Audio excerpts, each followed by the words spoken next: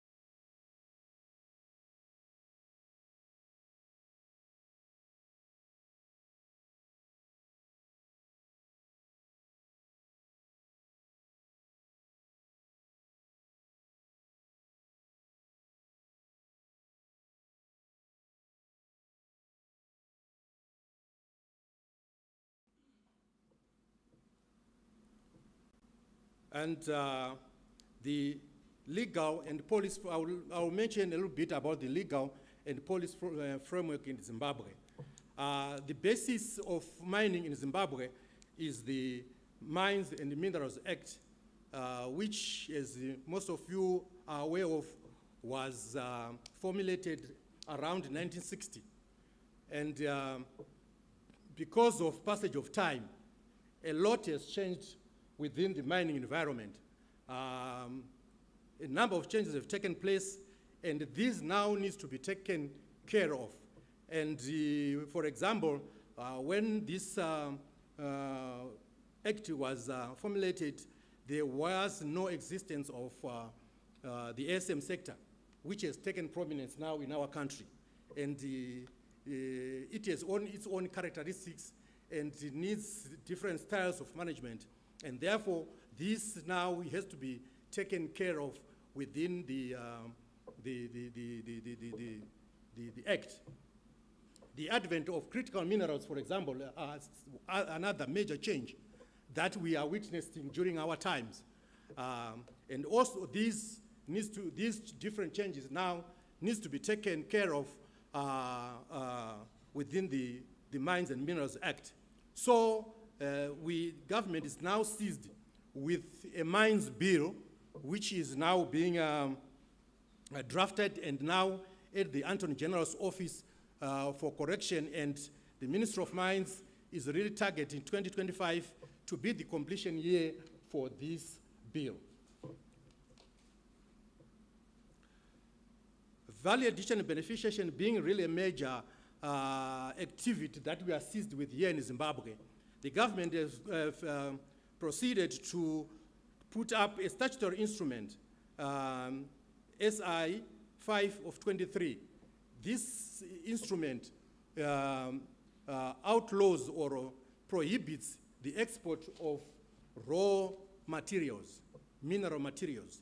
Ores are no longer allowed to be exported except in very few circumstances where one really has to convince the Minister of Mines and Mining Development that there is no capacity or ability for a particular mineral to be, for that particular mineral to be processed locally. And that is not really an easy task to do. And secondly, also a condition where you want to export samples, for example. A sample ore can actually be exported for the purpose of exploration. So this act, this SI is really there to ensure that we push the mining value chain up the ladder to ensure that we produce nothing less than concentrates. That's the stage, that's the minimum stage that we have. However, some other mineral value chains are way up the value chain where really we are looking forward to really produce almost close to final mineral products within certain value chains. The second formulation or statutory instrument that was created to also allow this development is SI 57 of 2023. This statutory instrument targets specifically the lithium value chain. It really gives some details, as you all know, that really there was a lithium rush in the country, and we really had to take measures to manage this kind of sudden occurrence that happened as a result of development of the critical minerals throughout the world. So this statutory instrument really prescribes how the lithium is managed within the country, where it is stored, how it is transported, who is allowed to export lithium, who is not allowed to export lithium. It goes to that kind of detail. It also comes with the aspect of APPs, where these are approved processing plants, where lithium is processed and exported as either concentrate or any other up the value chain product. In order to facilitate the development of this sector up the value chain, government also has embarked in the process of formulating the mineral development policy in Zimbabwe to provide guidance as to how the sector should develop, how different minerals should be approached by the would-be investors who would like to come into the country. And this policy is almost like complete, almost 95, 96% complete, and it should come into operation very shortly. Again, associated with this is also to guide the value addition and beneficiation strategy policy. A value addition and beneficiation strategy was crafted to also provide guidance on how the task of value addition and beneficiation process should be guided within the country. As I've already mentioned, the advent of the ASM sector, which, as we all know, is characterized by large numbers of people coming into mining sector and without the necessary background in terms of knowledge for carrying out the task at hand. One would really imagine the kind of challenges of all of a sudden having in excess of 1 million operators, but without the necessary knowledge and skills in mining. So government has proceeded to formulate the ASM strategy that provides the aspects that are necessary for the development of this subsector in terms of providing the required technical know-how, the required equipment which do lack in this subsector. Also, finance is another element, and also environmental management aspects, which are very critical and needs to be observed within the mining sector, and also to provide for extension services that will allow the experts within the mining sector to do some extension service in training our miners to avoid the accidents that are likely to occur as a result of the fact that I've mentioned lack of the necessary skills in the mining sector. So these are the policies. These 3 policies that I've just mentioned are now almost complete and will be implemented shortly within the country. The mining sector, just to give you an indication of its growth, in 2024, the sector grew by 2.3%. However, this was the result mainly of the commodity price crunch that were experienced in most of our mineral value chains. But however, this year, we expect the sector to grow by almost 7%. So this, as we all know, will be riding on the back of gold production, the price of which really, as we know, is really gone to record levels. And the gold being the major product or the major value chain in Zimbabwe, Zimbabwe is really likely to benefit from that. And such growth really provides vast opportunities for those who have got deep pockets and stand ready to invest in Zimbabwe, as expressed by our European counterparts.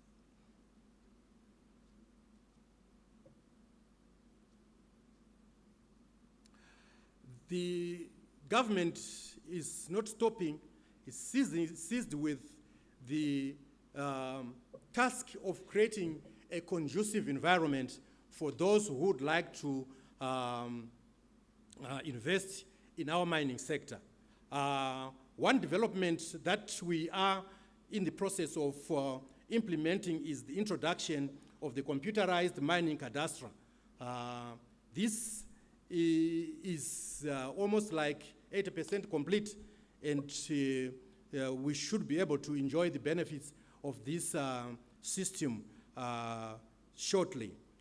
This system enhances transparency in the management of mining titles and also helps in the management of mining titles in order to reduce disputes that are inherent with the manual systems that are being employed currently.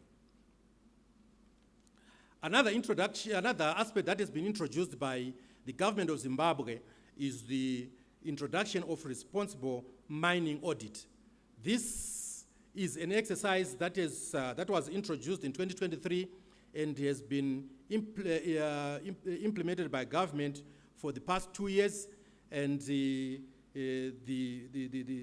objective of this program is to ensure adherence of mining players to mining laws and regulations. Compliance is the objective of this mining audit. It's interministerial agencies and players will team up and visit mine and audit the level of compliance within each and every one of the mines and be able to correct whatever is being done will not correct, particularly the issue of environmental management and implementation of modern standards that are required by the mining sector. It looks at aspects of whether a mining operator is adhering to labor laws, is adhering to mining laws and regulations, is adhering to immigration laws, and also adhering to environmental and other socioeconomic requirements that must accompany mining operations. Again, the ministry has recently and is introducing a computerized export license management system. So those players, those who have been in the mining industry will agree with me that there has been some complaints and challenges as to the expediting of the processing of export license to allow the fast movement of exports, mineral exports out of the country. So this computerizing, moving away from the manual system that was in play to come to use the computerized system would assist in expediting the process and shorten the time so as to ensure that consignments move out of the country expeditiously. I will also move to mention a bit about the incentives that the country gives. Yes, the country gives a number of incentives, of which I will not go into details here, but these are available to whoever is interested. Some of the incentives that the government is giving is VAT deferment on capital equipment for the deferment period is about 2 years. There's also a rebate of duty on companies that are in the special economic zones and in those which do have national project status. But as you know that the environment is changing, the government has moved to remove the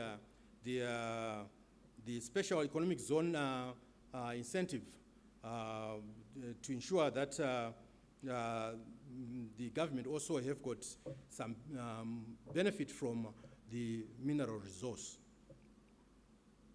Rebate on goods which are used in the exploration of petroleum is also provided. Again, we have a special mining lease that can be an option to any investor who would like to invest in a country in which the area covered is vast, so that at the end of the day you do not have small mining titles all over. If you have got adjacent claims, you can turn those claims into what we call a mining lease, a special mining lease. And this special mining lease also has got some incentives attached to it. As you may be aware, there are conditions attached to a special mining lease, and these conditions are negotiated between the government and the investor. So when you want to create a special mining lease, you propose the kind of incentives that you really would like to have, and these are approved or disapproved by the government. But however, there are some incentives associated with this type of mining title. Again, within the mining lease, among the mining lease incentives is the corporate tax income, which is taxed at a level of 15%. Regarding income tax, there are some allowable deductions that can be done. For example, on exploration expenditure, on operations expenditure, on surveys, on boreholes, exploration boreholes, on trenches, and on prospecting. There can be some allowable deductions in terms of income tax.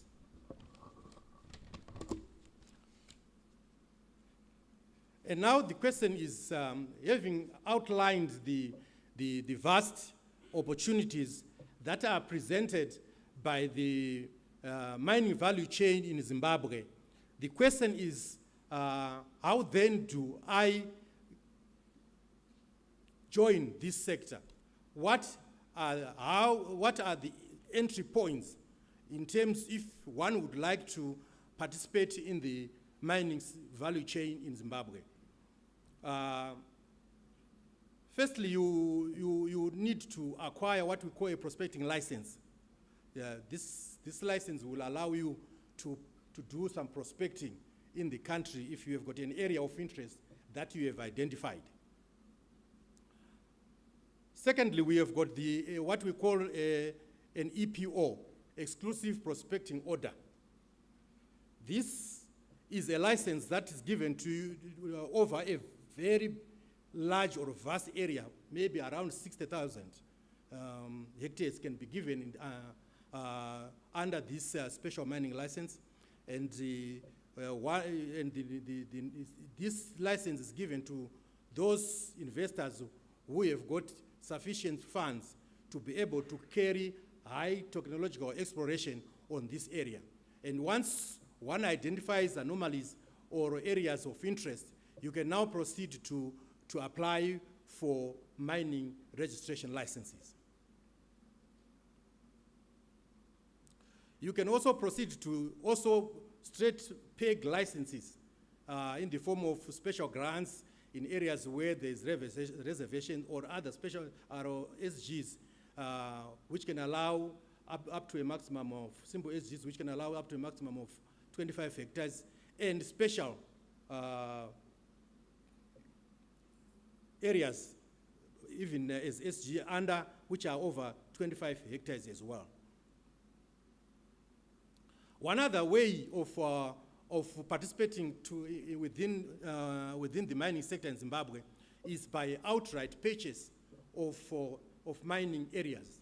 You can, if there's somebody who owns a mining area, you can actually negotiate and do an outright purchase of that area. And you can actually do attributing. That is, if somebody also has got an area that is not using, you can actually negotiate into what we call a tribute. It's a mining title that gives you rights. A mining title that belongs to another person, but transfers mining rights to the new operator. So you can operate under this condition as a tribute. And another way of, another entry point into the mining sector in Zimbabwe is by forming JVs, joint ventures, with those players who are already within the mining sector, who would like to have their mining operations capitalized and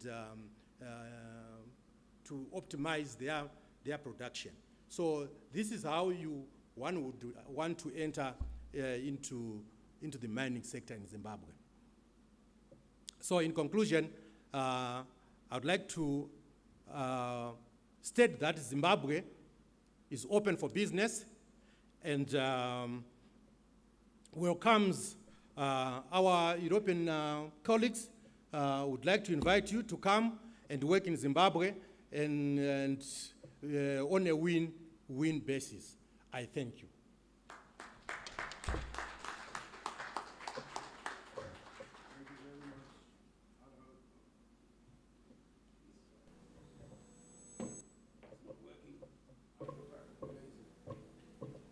Thank you very much, Mr. Munyanduri from the ministry. I propose we allow our presenters to do their presentations, and then we can have an extended plenary session to discuss. Right, unless there's somebody with a burning question. Okay, we are missing two panelists up here. There's Ms. Tendai Magombo from Sandvik. Are you here? And then there's also a representative from the Chamber of Mines. If they are here, please come and take your seat up front. Right, so thank you once again, my brother, for giving us. I worked in the Ministry of Mines in 1982, and I can see a lot of evolutions and a lot of improvements compared to what we were doing those very many years ago. Now, like I said, the tentacles of the mining value chain actually extend beyond Zimbabwe, because our minerals go to other countries where they are processed until you get the final product. Right, and to introduce our next guest, like I said, I worked in the Ministry of Mines, so France is not new to us in the mining industry in Zimbabwe. I remember as a young bureaucrat then in the early 80s, we hosted several, French colleagues from BRGM, French Geological Survey, from the US, from Canada, Australia, from the UK. Zimbabwe had the best organized small-scale mining sector in the world, with the reputation then of being able to profitably exploit the lowest, smallest ore bodies in the world. So people used to come here to learn how we managed that particular miracle. So that's when we met with colleagues from BRGM and others. Not only that, we also had a complete integration of the mining technology. The local content of mining then, I don't know what it is now, was actually very high, because we could manufacture a lot of the chemicals, a lot of the other materials. We produced refractories, we produced fluxes, we produced ferroalloys, we produced equipment. We could design a process at the metallurgical laboratories under the Ministry of Mines. You could come with any ore. They were able to analyze it and design a process for you, and design the plant, and make the plant and erect and commission this plant. That was for the organized small-scale mining. But now this sector has expanded, going big and also going smaller, to what Mr. Munyanduri told us was the artisanal small-scale miner. And I think if you add up all of that, I think close to 10% of the population of Zimbabwe is involved in mining. Now, to share with us some insights, because France has been active on the African continent for a very long time. And so we would like to hear how French diplomacy plans to integrate and synergize with this very interesting dynamic that we have seen of what mining is in Zimbabwe. And to walk us through this is Mr. Izzo. Please introduce yourself. Thank you very much. And thank you for your very interesting presentation. It's an honor for me to be here with you in Zimbabwe. Actually, my first visit here in Zimbabwe to this Business Forum 2025. And if I may, I would like to present our strategy for critical raw materials, which can, on the second phase have implication and positive implication for France, but also European industries here in Zimbabwe. As you may have seen, yesterday we had in Paris the Choose France Summit, which is organized annually by the French President Macron, with gathering more than 200 foreign CEOs from all sectors of industry, tech, AI in Versailles. And we confirmed yesterday more than 37 billions of new foreign direct investments in France. And many of those investments are concentrated in the value chain of the energy transition, electrification of mobility, battery gigafactories, for example. And to have that functioning, we need minerals and we need critical raw materials. And after COVID, or during COVID time, we realized, and on the political and diplomatic level in France, but not only in France, it was something broadly shared at the European Union level, but also abroad in the United States, in Canada, and several countries, that in the last few decades, I would say, we created our own dependencies on foreign supply chain. It was the case for the mask during COVID, but also for minerals. And at the same time, we saw that several countries, non-European countries, for example, adopted new legislation taking advantage of their quasi-monopoly on several process of raw material transformation that can allow them to stop exportation of those materials that could have implication for our own industries. For example, if some country says, okay, I have the monopoly of the raffinery of gallium or germanium, but I decide that none of those minerals can be exported from today till tomorrow. Then we won't be able to produce batteries, to produce, lots of stuff. So we decided to implement a diplomatic strategy, and we're French, so we like to have something very complicated, very well organized, very well structured, and of course, we are sure it works. And this strategy has been implemented in 2022 by the creation of an interministerial body for critical materials. We call it the DIAMS, Interministerial Delegation for Minerals and Raw Material. And the Ministry for Foreign Affairs and is the ministry in charge of the diplomacy, of the diplomatic side of the implementation of this strategy. We have several pillars. The first one is the creation of a French Mineral Intelligence Agency, OFREMI, for Observatoire Français des Ressources Minérales pour les filières industrielles, French Mineral Resources Observatory for industrial sectors, which is responsible for strategic, economic, and technical monitoring of global supply chains. The second pillar focuses on the development of national extraction and processing capacity. I mean, we are doing our own homework.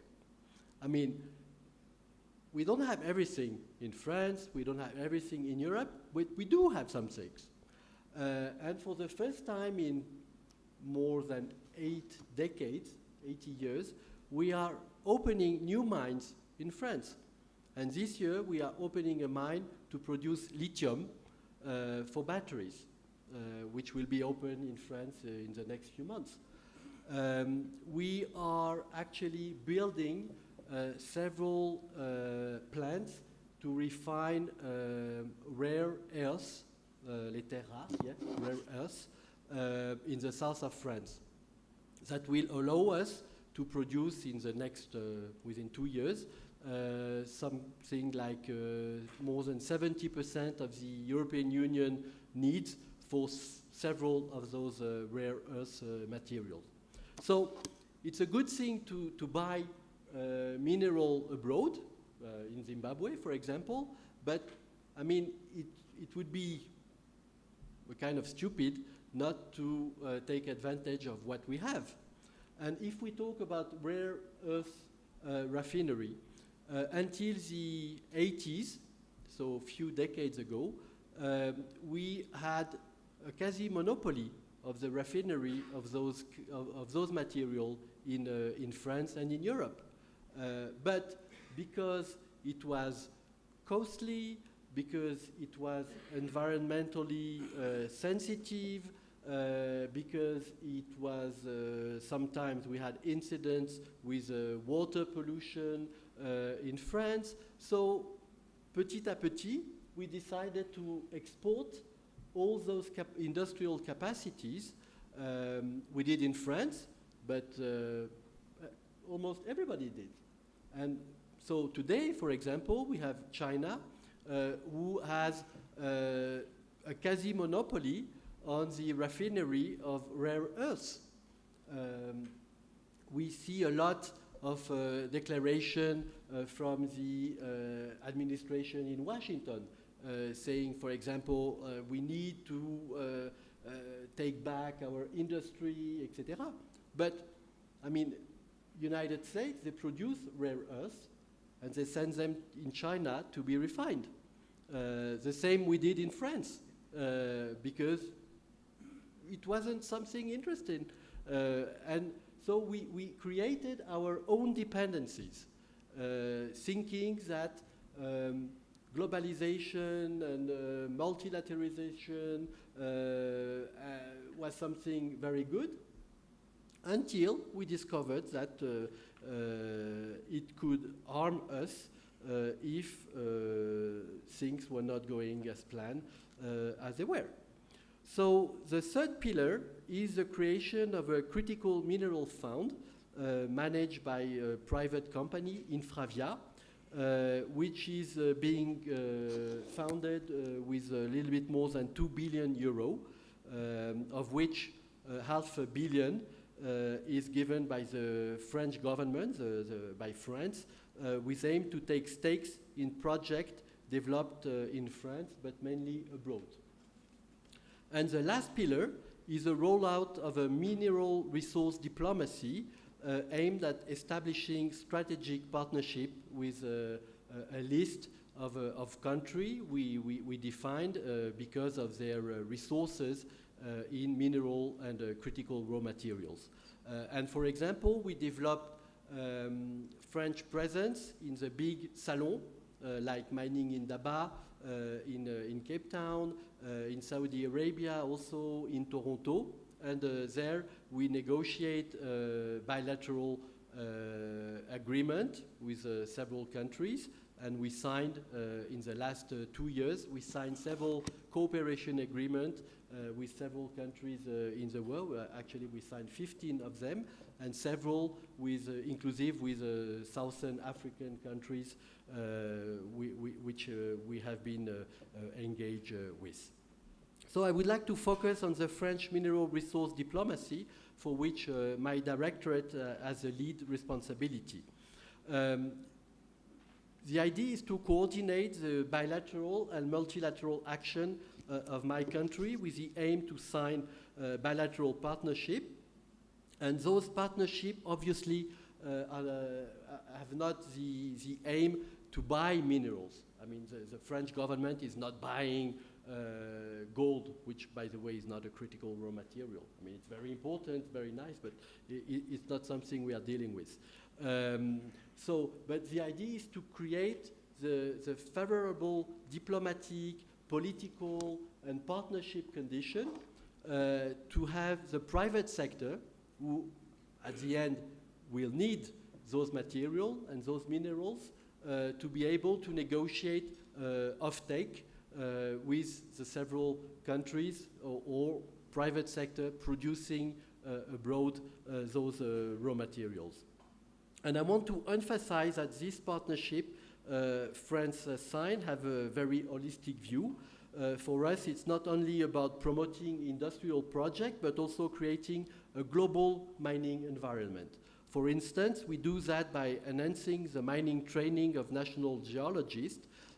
We mobilize several agencies to deploy the partnership we have signed. In particular, you mentioned the BRGM, the Geological and Mining Research Bureau,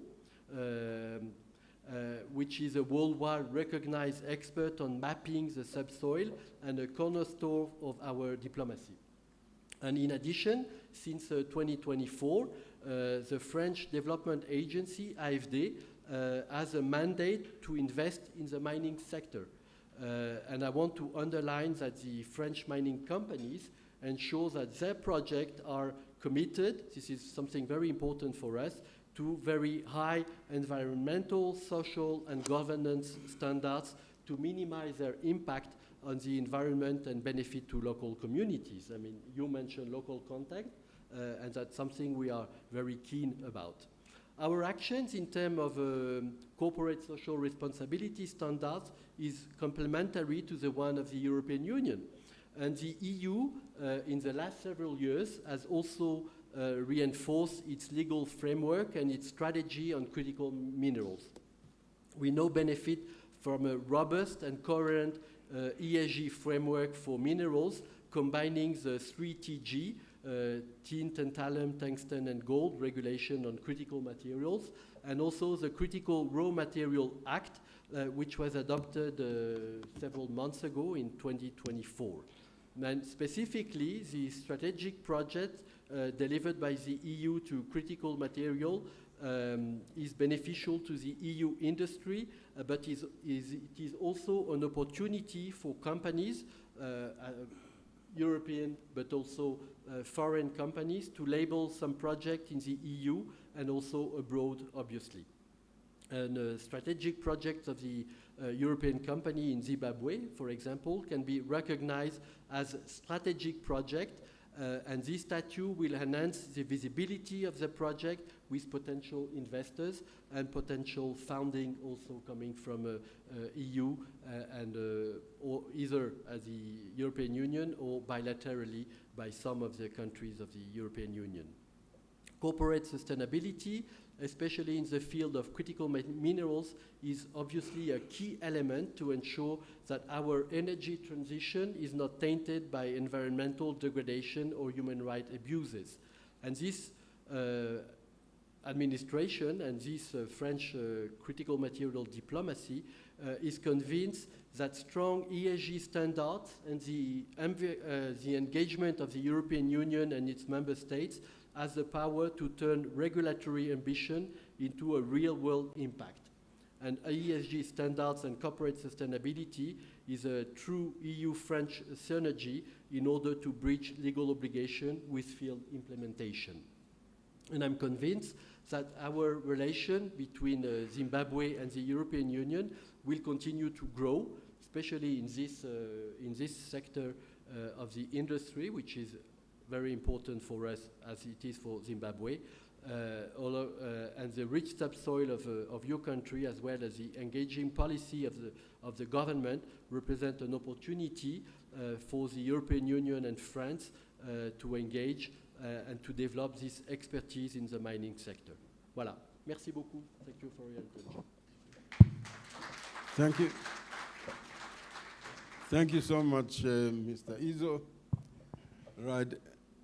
My two missing panelists, Ms. Magombo and Ms. Magombo of Sandvik, and a representative from the Chamber of Mines.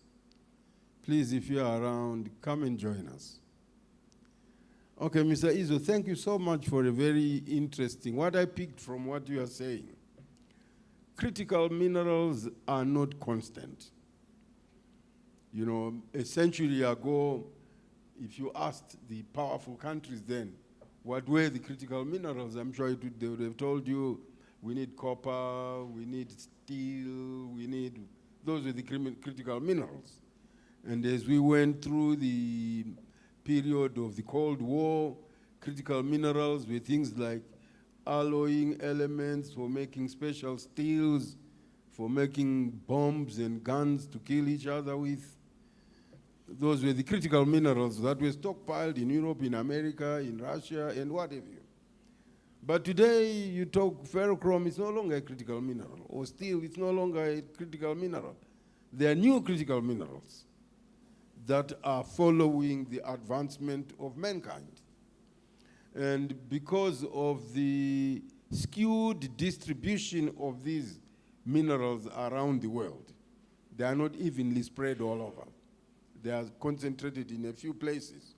So what normally makes common sense to say, add as much value as possible close to the source of the raw material, may not be applicable throughout. Because where you have this skewed distribution, there's bound to be shortages, and politics comes in. And where politics comes in, I don't know, maybe we should have had a segment to discuss about the politics of minerals and what we are talking about, because whether we like it or not, geopolitics is beginning to come in and influencing what we are doing. But anyway, I just thought I would whet your appetite for the discussions later on. But then we've heard from the French, and now back to, we're former English colonies, or as the English say, the proof of the pudding is in the eating. So we have heard the recipe of the pudding from the ministry, who gave us all the goodies that are there, for which you can take to make your pudding. And the ingredients are what are brought by the investors, both local and foreign. So now, to give us a taste of what kind of pudding comes out of the ingredients and the recipes that we have here in Zimbabwe, we have a few companies that have been selected to give us. And I would like to introduce Dr. Zimba. I have a special relationship with this young man. And I told him I'm going to put it to the plenary. Many years ago, when he was an undergraduate student, he was the most promising student in his class, and I teamed up with him. We did some groundbreaking research. Those days, we were bothered about the failure of CV joints for front-wheel drive cars. That was a problem here, so we said, well, how can we solve this? We're metallurgists. So I recruited him, and he went to CMED, which is the government transport department, to get all those CV joints that had worn out. So I said, go and clean them, look at them, section them, look under the microscope, tell us why are they failing and what do we need to do to stop this problem. And he did his research, and he got a PhD out of that, by the way. And his research took him to South Africa, to Australia, to the US. And this is really cutting-edge technology that we did. And this material we came up with, it's more than 100 years old, but it's not being used widely. And we were intending to feed to the mining industry, because we're thinking of your open-air gears in your mines and what if so now that he's an executive in the mining industry, I'm challenging him that now you have the muscle to make that project which we could not implement because nobody could put the capital. Now you are a capitalist. You have the money. Let's see what you can do. So over to you, Josephat. We want the pudding. Thank you, Dr. Kanyagara. Right, thank you. That's so kind of you. I mean, if I put a timeline to what he's saying, this is over 30 years ago. So you can imagine that what I know about now is very dangerous. But I do have some a journey that we walked on the mining space, which I want to share with you all.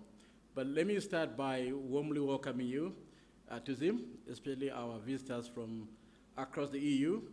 I think our history with the EU dates back to many years, like in the late 1800s, and I think, and even in the mining space as well, I think we continue to interact and engage with the EU in many different ways. And just give you a snippet on the Karo project, for which I am the country director. You know, we are working with Izzo from Finland. They're going to supply our filter press. We're talking to Sandvik on the drill rigs. With SocGen in some of from a funding point of view on some of those things. So I think we are pretty much a cosmopolitan project that's drawing across expertise from across the EU. And I want to share with you a little bit of what we're doing as Karo. We are developing a platinum mine in the Great Dyke of Zimbabwe. As you probably know, there are only 3 or 4 major producers of platinum. From a resource point of view, South Africa and Zimbabwe have over 85, maybe close to 90% of the world's platinum resources. And I know that PGMs are part of the critical minerals on the EU list, and the same for the US as well. So we poised as Zim to play a significant role in addressing the supply chain of these PGM minerals. And the same with chrome as well, where Zimbabwe and South Africa again have more than 80% of the world's chrome output. And we are fortunate as Karo to be developing, I think, what is, in our view, a world-class tier 1 platinum project. Phase 1 of this project represents an investment of over $500 million, $500 million US dollars in country, in Zim. And we're not talking about something that we're thinking of doing. I'm talking about something that we are actually doing. And for some of you that will have an opportunity to travel and visit Karo tomorrow, unfortunately, I won't be with you because I have to go to Vic Falls for the Chamber of Mines conference, but we got an able team on site to host you. And you can see, you know, what it takes to build projects of this magnitude. And I do hope that when this event becomes, hopefully an annual event, when you do come back in the next year or a year and a half, will be operational. And you can see, you know, the birth pains and actual project when it's actually functional. But to give you an idea, Zimbabwe produces about probably about 9% of the world's PGM. It's poised to grow to about 12%. Of that, that's approximately 1 million ounces of PGMs on an annual basis. We as Karo on phase 1, we're producing about 225,000 ounces. So call it 20% growth in the platinum industry in this country. And as you heard from the other speakers in the plenary session, that's one of the major contributors of the nation's current foreign currency earnings. So, I mean, at that production level, we will grow. I mean, that investment, $500 million, represents almost 1.5% of Zimbabwe's GDP. So these projects are really mega in every sense. And I think they're life-changing. We employ in the region of about 1,000 direct jobs. And typically, in the mining space in Zim, for every 1 job created in the mining industry, you create an additional 7 jobs in the secondary industries. So that means an additional 7,000 people will stand to benefit from this investment. So this is really in many respects, a life-changing opportunity for this country. And I mean, one of the things that I think is unique in terms of what you're doing is these projects are being done to the highest international standards. From environment to construction, everything else, this is being done to IFC standards, because this is really for the long haul. So I think, and I really look forward to hosting. The team looks forward to hosting you guys at site, and then you can see what we're trying to build as a country. I also just want to highlight some of the things which I think are key. You know, in terms of just in a global perspective. You know, you hear this mantra that Zimbabwe is a friend to all and an enemy to none. It is true in the mining space as well. So if you are, you know, an absolute electric vehicle enthusiast and supporter, we got plenty of lithium. I think we got actually the biggest lithium opportunity in Africa. We are obviously one of the biggest for hard rock. As you know, lithium occurs in both salts and hard rock. And as hard rock, we're actually the biggest producer of lithium in the continent. So if you're an electric vehicle, we got the lithium. If you are, an oil and gas person, we got the PGMs, with the space that we're operating ourselves in. And we prefer that you become plug-in hybrid electric vehicles, because then you have both the best of both worlds. But we do have that. And I think that is really what this country offers. And I think the opportunity in this country from mining, what we see today, is only tip of the iceberg. And I look forward to further discussions, I think, hopefully with our French colleagues and others interested, I think, to really support in any way possible the geological capacity of this country and its ability to explore. I think a real opportunity, like they said, our colleague from the Ministry of Mines highlighted, is undertaking detailed exploration geophysics in this country, which is yet to be done. And I think what we know in this country is only the tip of the iceberg. I mean, in some of the areas, a guy is making a road, and then suddenly, boom, there's a white plume of pegmatite, which is rich in lithium. That is not how minerals are supposed to be discovered. We're supposed to go and say, here, there, here, moo, there, moo, everywhere, moo. So, but I think this is where we're heading. And this is within our grasp. I mean, this is a small budget, I think, that would be required to do something like that. But what it would do, I think, in terms of opening up supply, especially for the critical minerals that our French colleagues spoke about, is huge. I mean, we know this country has mined beryllium, it has mined tin, tantalum, all key minerals, I think, for the present and for the future. And we look forward to embarking on that journey with you guys, especially from an investment point of view as well. There are opportunities. I think one way for the EU to be able to secure some of the critical minerals that it needs is to backward integrate, invest in mining opportunities in Zim. For example, like let's say in ourselves, and then you got a grand offtake from that sort of level of investment. So backward integrate, and then generate the offtake that you require. And that allows for us to go through the entire value chain. You guys have gone through a lot of you're talking about refining of rare earths, which is a little bit complicated, but you heard some from the discussion this afternoon that we do have rare earths in here. So there's a lot of learning to be done from what the EU has done, and I think if you then sort of backward integrate, we got the minerals, you got the cash, and you got the know-how. I think it's a perfect recipe which you asked about, Dr. Kanyangere. I look forward to that taking a route. Thank you. Thank you so much, Josephat, for that very exciting presentation, and we certainly look forward to seeing what you are doing with platinum. Right, and I think it's fair, my brother from the ministry, to say that perhaps when God was creating the periodic table of the elements, he was in Zimbabwe. Because I think we have every element on the periodic table. From Zambezi to Limpopo, everything is there. And for you, we've been mining in this country since long before the advent of the British and the Portuguese. We have history of producing lots of minerals and trading minerals from this country. So this country has been mined for thousands of years. But we still don't even know. I think we've touched perhaps 10% or less of what we have. Your Great Dyke, I'm glad that Josephat has told us we are mining on the Great Dyke. It's 450 kilometers, average maybe 20 kilometers. When we were there, I don't know what it is now. But we hardly know what we have there. And all over, even in my own village in Rusape, they were digging a water well, and I just grabbed some soil and took to MATLAB. And it was 0.2 grams per ton of gold. So this country is super, super rich.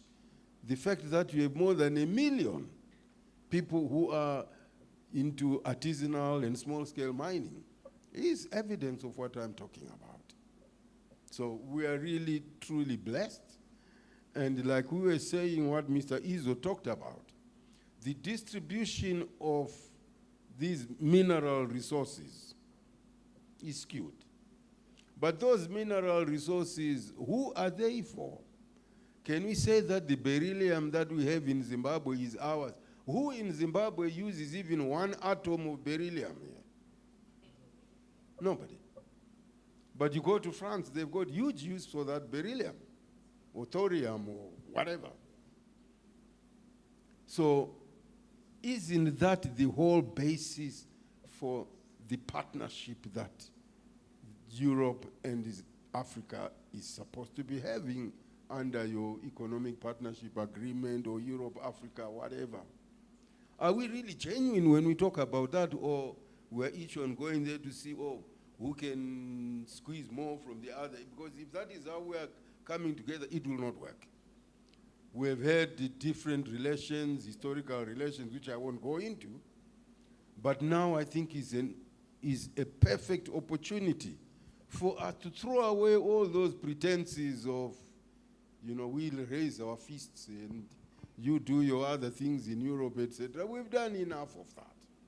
I think now is the time for us to put our arms down and start embracing ourselves as good citizens of this planet, because everything we have here is for the good of mankind. That it is put in Zimbabwe does not mean that we just say, like you were saying, I am not going to export anything from Zimbabwe. Then what? It is good for everybody else. So I just wanted to say that, and thank you so much, Josephat, for your presentation. My two remaining, the light there is shining so bright into our eyes, so I can't see who is behind. Maybe someone is raising their hand behind. But okay, if not, when they come, please let me know, and they can come and make their. Right. The other one that we have, there's supposed to be a project pipeline. Are just a taster of the kind of projects that are ready for investments. Now, who is giving us this? There's no name on the program. So there isn't. If there isn't, that is fine, so we can open the plenary for the discussion. Do we have someone who has a pitch that would like to come forward? It's you. I see you have a question. Do we have anyone with a pitch for a project that's already in the pipelines? You, ma'am? Okay. You can come forward. You can come forward for that. A round of applause as you come forward so that she's not too shy, yeah? The first lady coming to the stage right now, all right? You can go and use that microphone on the podium, all right? Good afternoon, everyone. All protocols observed. I would like first to say, wow, I'm impressed. Well, with me, I'm doing beryllium. And I was excited when I was invited when we went to the Swedish Expo. And there was this EU. So that's when I put together, not only am I doing beryllium, I was doing antimony, but I failed in it. I was doing copper. So for the beryllium, what we have realized and what we have discovered and what we are asking from the EU community is... Oh, but you didn't say your name. Sorry. Sorry, my name is Faith from Beraka Muchiza Mining and also Smith Academy. I own a school that is a nursery, junior, and high. Yes. All right. So what we have discovered, I'm an auditor by profession, but I was born by miners. And they sent me off to Cape Town thinking I'm going to be stuck there, but I found my way back to Zimbabwe because my love for mining. So I work with some metallurgists, geologists in my team, and we've discovered beryllium in Mutoko. It's my grandfather's area. But what I've realized is the need for funding. We're incapacitated, because it's a mountain, and we keep discovering this beryllium belt. But like what my fellow miners said, you are just stumbling upon one mineral after the other. Hence, we need proper exploration. So for my project, for now, it's about 50 hectares of land of a claim. And what is needed is exploration, funding for exploration, funding for then the production, processing. Because what we have with beryllium, it has to be 4-cornered or 6-cornered. So now, because we don't have the capacity, we're just blasting without doing exploration. And the next thing, we've missed the belt. And then we keep mining, and it's eating into our pockets because currently we are self-funding. So what we need is, if the EU could come on board and help us, especially with beryllium. I'm not the only miner, but we are several women miners, like one of my colleagues there. But the issue is we need exploration. And besides exploration, we need to also have the know-how of adding value, processing of the beryllium. You have seen it all, but there's not even a company in Zimbabwe that is doing beryllium. And what is happening now, the Chinese are coming. Today it's 1,000 per ton. Tomorrow they're telling you it's 2,000 per ton. Currently the others came and say it's 5,500 per ton. And someone was taking from me at 1,000 per ton. But because I don't know where to put this beryllium, I don't have the market, I don't have the value adding processing of the beryllium. And also besides that, I am kindly asking if the EU could come on board. We need also to be part of the Singapore Metal Exchange. I've done my research on that, and not only the Singapore Metal, all the Metal Exchange, we want also to be listed. So we come on board. I was happy about the project, the Karo project. Exciting project, and that is what we are hoping for. Because, like you said, the previous relationships have not been good with the Chinese, of course. But what we are asking for is, can you help us add the value? Exploration, then produce, then process. And then we have the final result. Thank you, sir. Thank you so much, Faith. Just as well, I just blurted out to just say beryllium, and then you raise your hand and you're talking beryllium. So there's something that is happening, so go for it. Right, thank you so much. Right, anybody else with a project that they would like to share? We don't want questions yet. We want those ideas that you have, like what Faith has told us. She's looking for money, and the beryllium is going to be used in France, Mr. Izzo. So why can't France come and help this young lady to dig out and process the beryllium, and you take it? That's the partnership, isn't it? Anybody with a project that they would like, or an idea, it may not be a project, but it might be some wild idea that is looking for money, funding. Yes.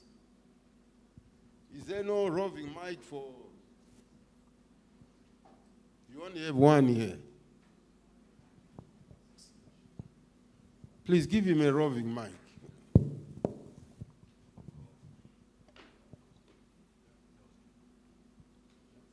So you can talk. Ndotanga. Watotangiro, this one is already come here whilst you were looking for Sorry, the my mic. senior. Sorry. So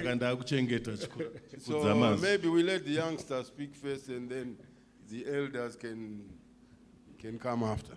Yeah. Thank you for the opportunity granted. I'm Isaac Mugwagwa. I'm a director at Ramangwana Mining. We are basically a technical consultancy, technical services consultancy firm. And I've taken this opportunity. I'm not exactly looking for money, but I've put myself here so that money comes and looks for me. Yeah. So basically, what we've been doing over the years is we've been in our own way trying to de-risk investors from a technical point of view. So we spoke of the geological work that needs to be done. We do a lot of that. We do a lot of drilling. We do a lot of surveys, and we also do. We design mining production systems. We're also into processing. We do CIPs and all of that stuff. We leverage across the whole mining value chain. But in as much as I would want to take this opportunity to sort of like market what we do, I was also kind of quite concerned with the trajectory that we are picking up as a sector. To say, do we exactly have the correct tools to be able to attract the kind of support in terms of investment that we want? And if that kind of financing or whatever comes, are we able to handle it in the way that will not give us problems? And then we can become a historical blunder, so to say. So that is where sort of like my concern is, to then say to the powers that may be, or the people that have got capacity to make certain decisions. As an economy, what areas are we looking into? For example, we as an economy in Zimbabwe, we are mainly focused on the social issues, right? But in terms of saying security issues and economic laws and stuff, we are lagging behind. So do we have, the think tanks amongst us to be able to craft, those policies, influence policies, to have the entrepreneurs, to have the hustlers with the energy to be able to influence that, such that when the people that have got, the gift to make the pitches, to bring the investment, they've done their work, to have that system to then safeguard the investors, the investment, from both the investors' perspective and us, the recipients of the investment. So that is a question that I'm putting out to the audience, and find out how best we can assist each other in tackling that. Thank you. Okay, thank you so much, Isaac. And we old people, we like youngsters who do not ask for money. He says, I'm not looking for money. He wants money to chase him. He's full of ideas, and he wants to replicate himself and do a lot more of this. So I hope those with ears, you have heard, take his card, make use of the services that they have. Right? Sorry, I'll come to you. So, yes, sir. Introduce yourself and then ask or make your contribution.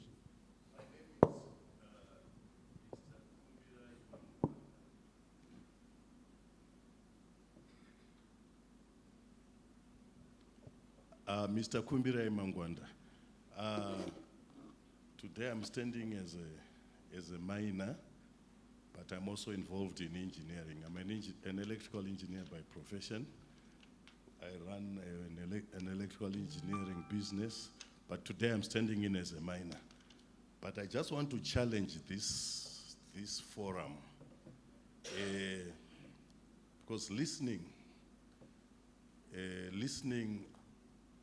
to Mr. Munyanduri, he said something that, Zimbabwe produces about 36 tons of gold. And when you look at the 36 tons of gold, 23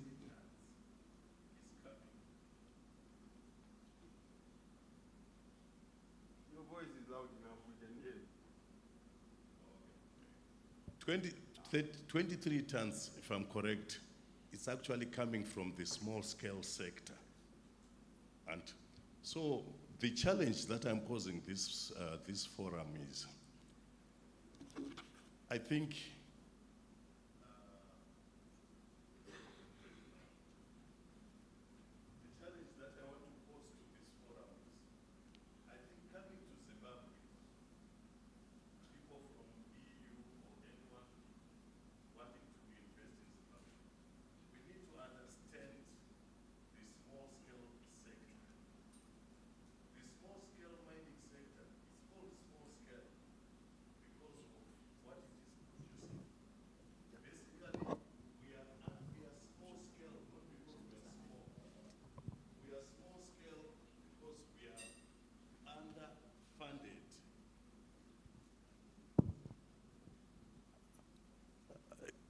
I don't know if you are getting me.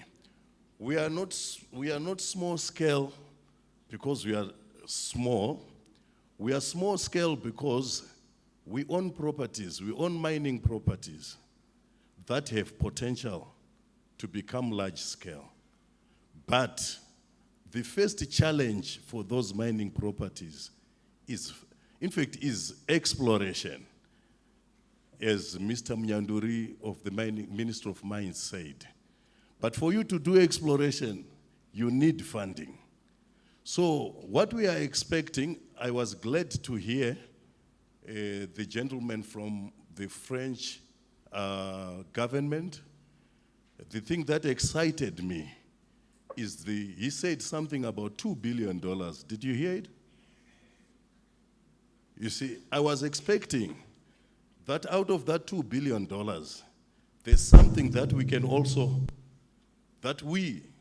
also access from that fund, you know, to capitalize and improve our projects.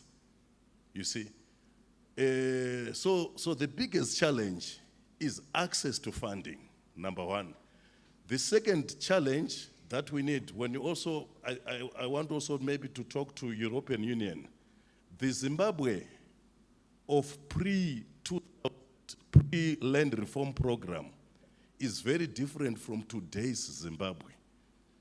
You see, most of the people who have these properties, they have a vision. They want partners. They don't want to be bought off their properties and just get a lump sum and forget about mining.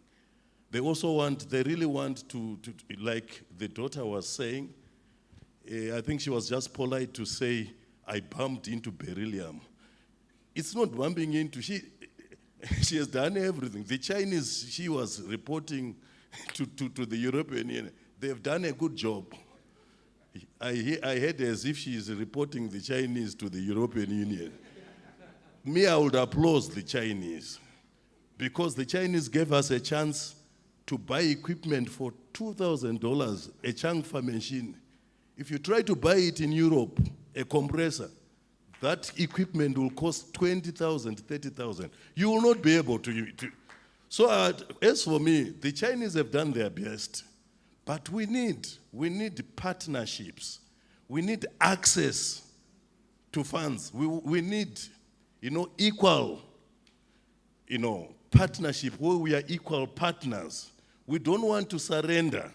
I might sound political.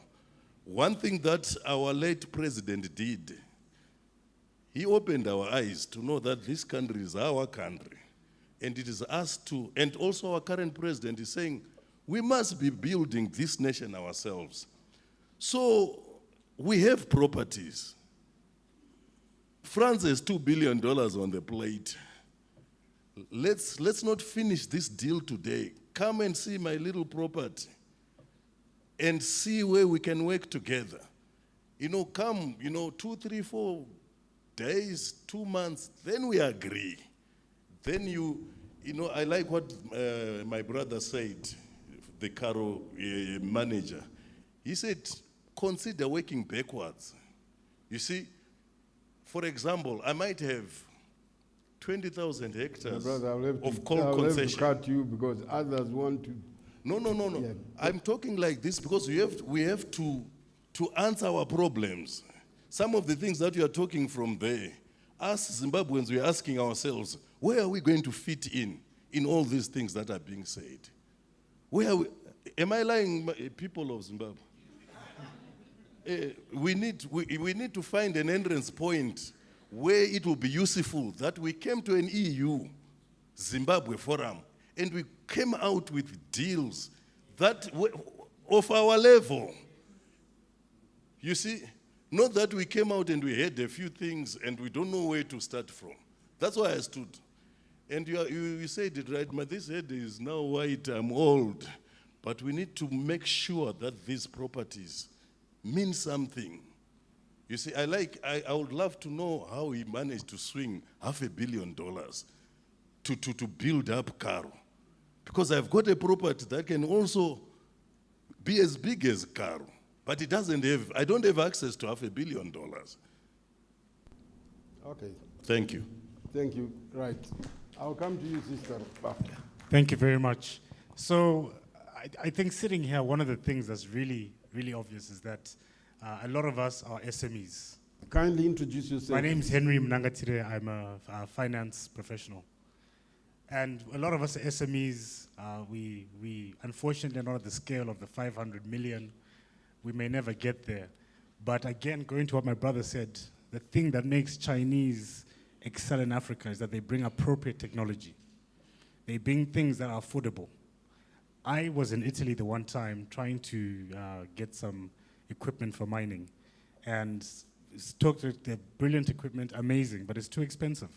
That's number one. Number two, there's no EU or Italian, the development banks are there, but they don't support us.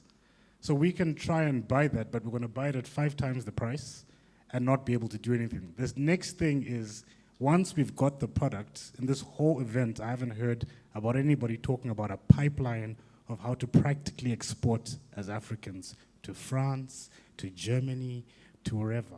We want to know the practicalities. How do we take our product and export it today? We don't need money. We've got the resource. In fact, I will even go as far as saying, sitting in this room, capital is not our issue. Our issue is that how do we get the offtake to Europe? Capital is here in Zimbabwe. Our banks will support us if we've got a market.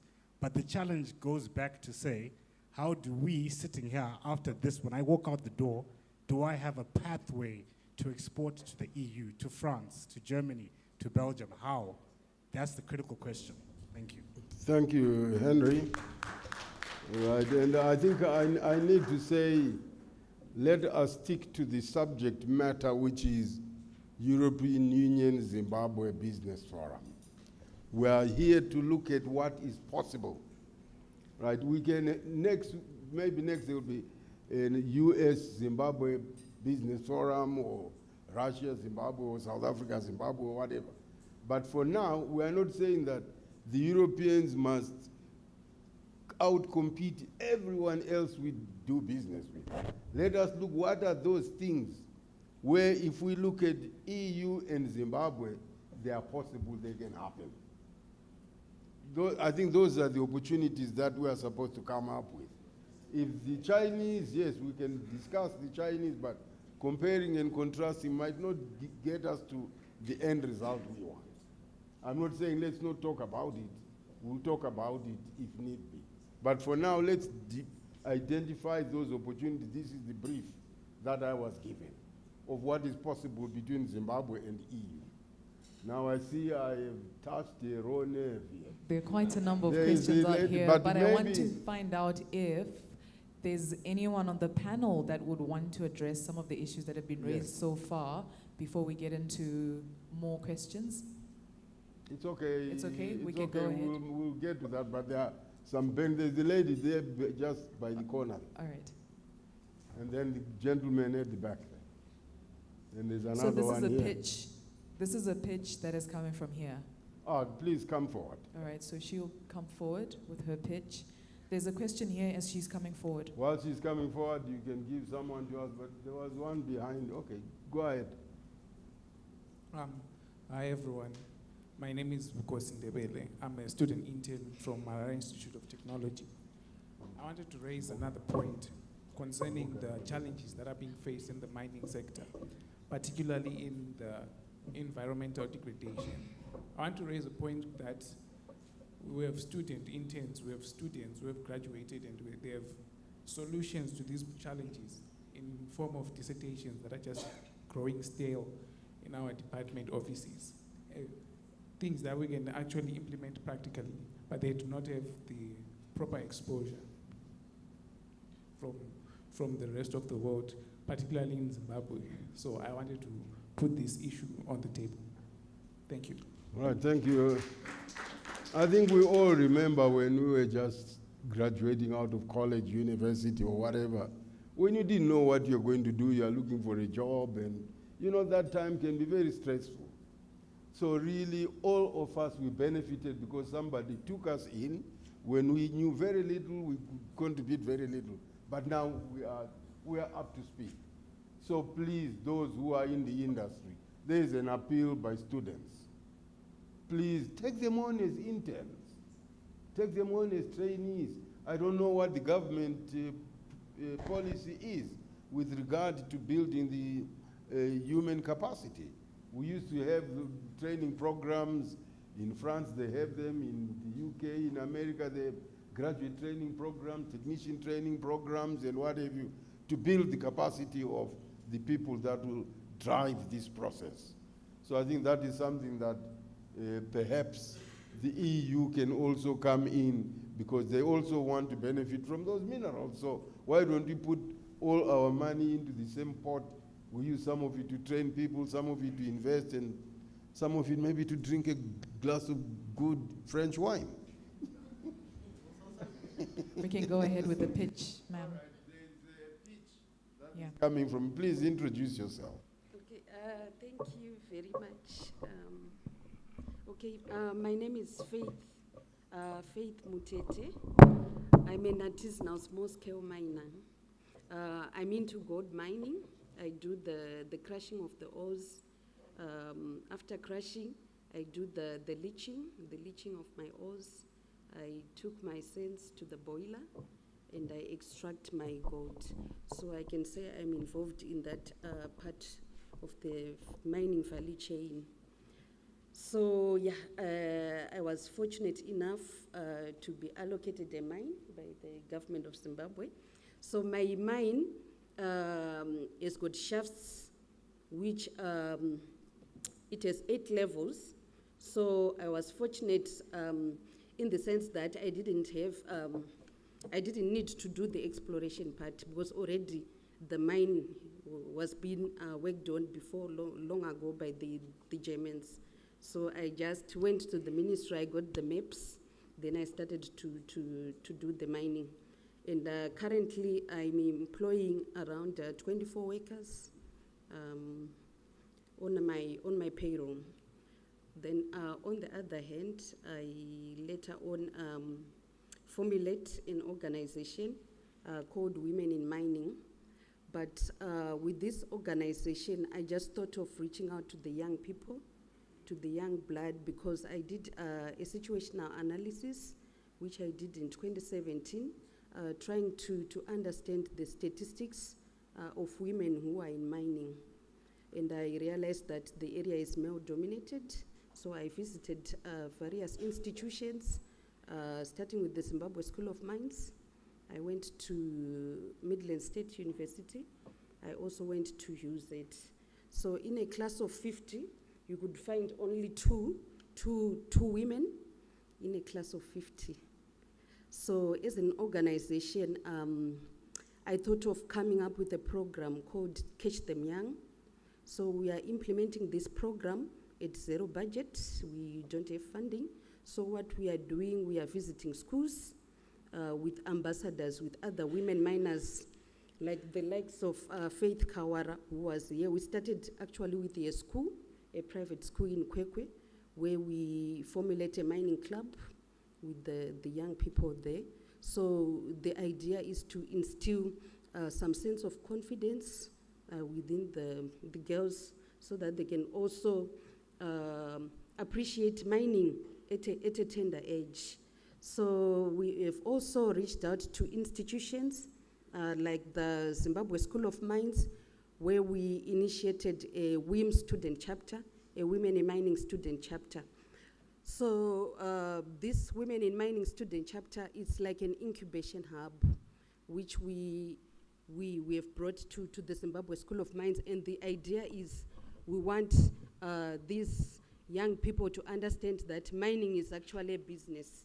Mining is a business. So we went there, we presented the mine value chain, and we asked the students to start to a process of ideation, just to think what they can do, how can they feed within the mine value chain. So we want to instill a minepreneurship mindset within the institutions. We don't want our students to stay at home after graduation. So the idea is we want them to think as employers, so that they can employ people. In Zimbabwe, we have a lot of resources which we want them to start to tap into. And already as students, as we speak, at the Zimbabwe School of Mines, some of them are now pegging their own mines. Rather than waiting to graduate first, then you start to look for a mine. So already they are pegging their mines after doing some awareness sensitization on how to formalize mining as a business.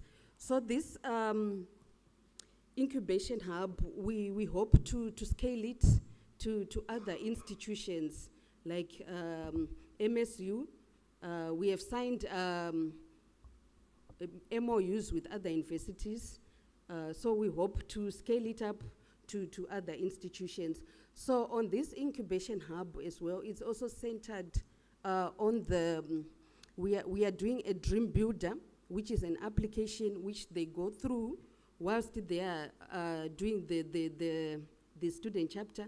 They have an app on their phone, which has all the components of mining as a business, starting from formalization, starting from financial inclusion, and all the procedures on how best you can formalize and come up with a viable business plan. So it's a 13-week session which they go through. Then after the 13 weeks, they graduate as minepreneurs. So we are doing all this. Oh, okay. So yeah. So basically, that's the idea, the minepreneurship incubation hubs, which we have started to implement at Zimbabwe School of Mines. Thank you. Thank you so much, Faith. I think you have an idea that is certainly worth supporting. Women in mining, you are empowering the rest of the country, so you should deserve to be supported. Now, one of my panelists has an appointment to go to, so maybe please kindly respond to the few things that have been raised. That may be relevant. I'm not sure they were direct question, but no, wanted to thank you. It's important for me to know more about business potential in Zimbabwe, in the mining sector. I'm a diplomat, so I set up a strategy, but I'm not a private sector, I'm not a mining industry, and I'm not a mining company. So I won't answer directly or I won't invest directly, but we could set up the condition to work more closely all together. And obviously, I mean, the EU delegations, the French Chamber of Commerce and the French Embassy are here well, for business occasion and business opportunity with our economic section of the embassy in Pretoria. Thank you very much, and I wish you good luck and good business in the mining sector in Zimbabwe. Thank you. Bye-bye. And Director, if you just allow us, there's a comment that someone just wants you to hear. Director Izzo, there's a comment that someone just wants you to hear before you leave. Thank you, Director, for indulging me. My name is Karo, and I'm Vice President of Zimbabwe Economic Society. I'm pleased to be here. I think I was intrigued by your presentation, especially with regards to the resource, what you called mineral resource development diplomacy. And in here, you highlighted the shift that France is taking, perhaps representing Europe, where you're now perhaps going into mining itself on some of the minerals that Europe had before. It got me worried, because before Europe was mining in Africa and having those minerals. And now that perhaps Africa is saying beneficiate the minerals from here, which to your point that if somebody wakes up tomorrow and say you can't export it. And I must plead guilty that we are one of those who are saying no more exports of raw materials. So I kind of sense some continuing antagonism. I would like to comment, maybe to emphasize the point that I think Dr. Zimba mentioned, backward integration. I'm just urging Europe, you representing France, of course, particularly, to perhaps rethink the way this new diplomacy is going, because I will cite our national development strategies. Specifically, we want to move up the value chain from exporting raw materials to exporting at least partly processed goods, ideally finished goods, and then access markets to the point that was raised here for our finished goods. So I would like to perhaps hear your comment. I think to magnify the point of backward integration, it's to integrate backwards but not for raw materials, but perhaps integrate backwards going into establishing part of the processing here, so that then maybe what goes outside is semi-processed, so that then it gets finished elsewhere. I would like to hear your comment. Thank you very much.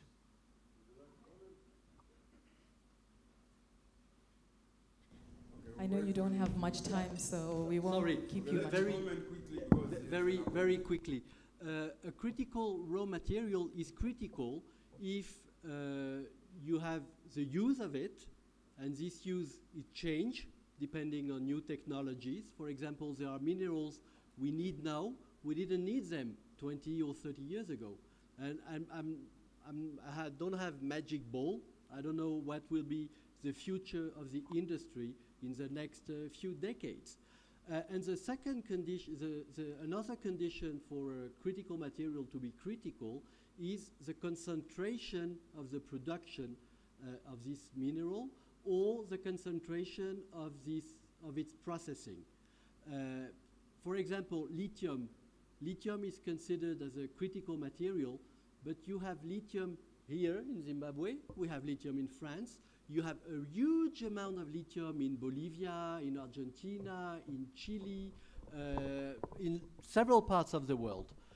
So what I said is that we don't want to create new dependencies, and we want to reduce the dependencies we have at that moment in France, but also in Europe, in lots of countries.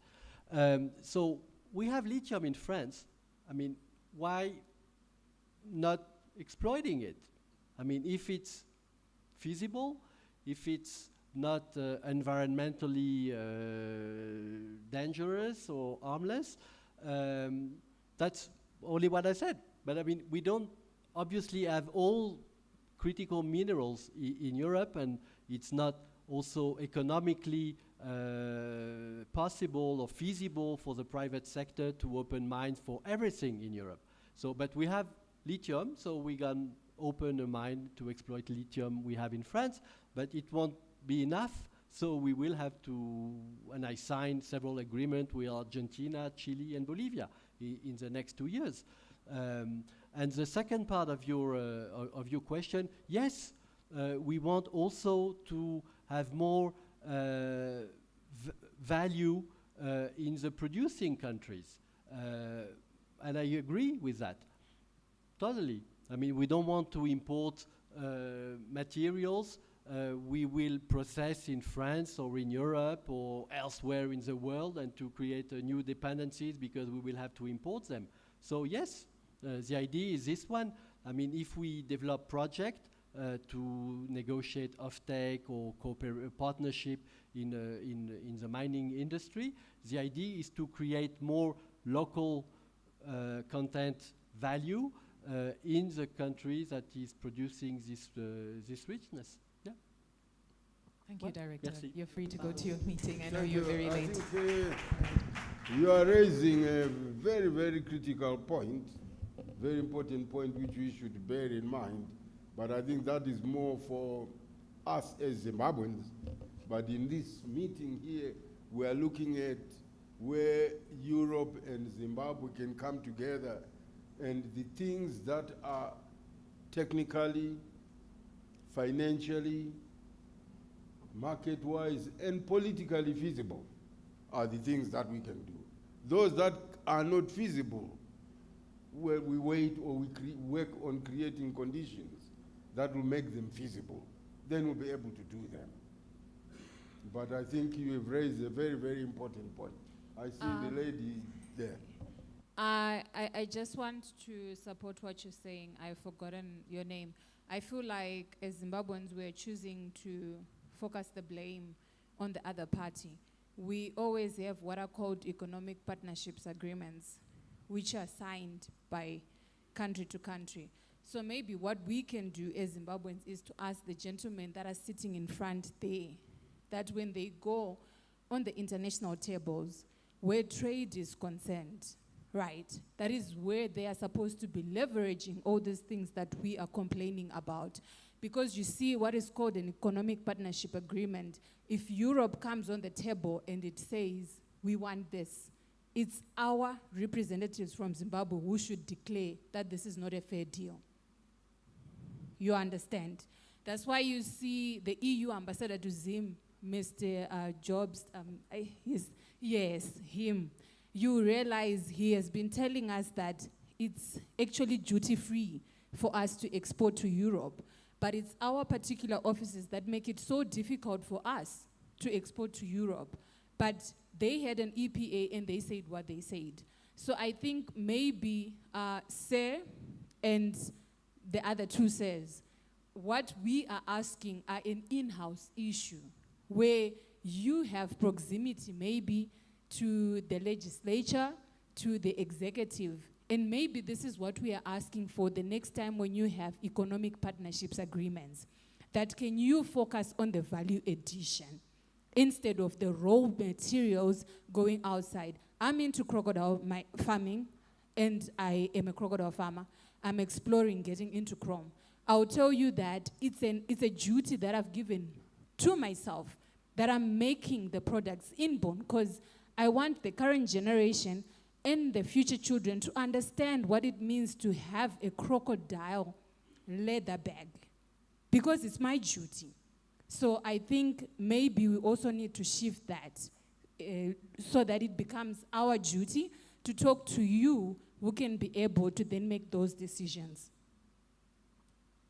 Okay, thank you. And I think to add to what you are saying, whenever your government representatives are going to negotiate something, they are supposed to do internal consultations with stakeholders here, so you get a well thought out national position, which you then take to wherever you are going. Right, maybe these things are called for and people don't go. Often it happens like that, or I don't know. But anyway, the guy. There's a question that we've had too many questions from this side of the room, so we're coming to this side of the room. That light of yours, I can't see whose hand is up this because of that light. That light there is right into my eyes. Is that a pitch or it's a question? Is that a project you want to present? It's a pitch and it's a question, maybe questions. Hello? It's you doing, or you are together? With who? There's him and you. I'm solo. So you are not, but it was him that, but okay. You can sit here. Okay, okay. He can ask his question and you come after. Okay, so I sit here? Sit there. Okay. Right, so you go ahead, sir. Thank you very much, Mr. Kanyangarara. My name is Walter Sauri. I'm an engineer, industrialist, and former legislator.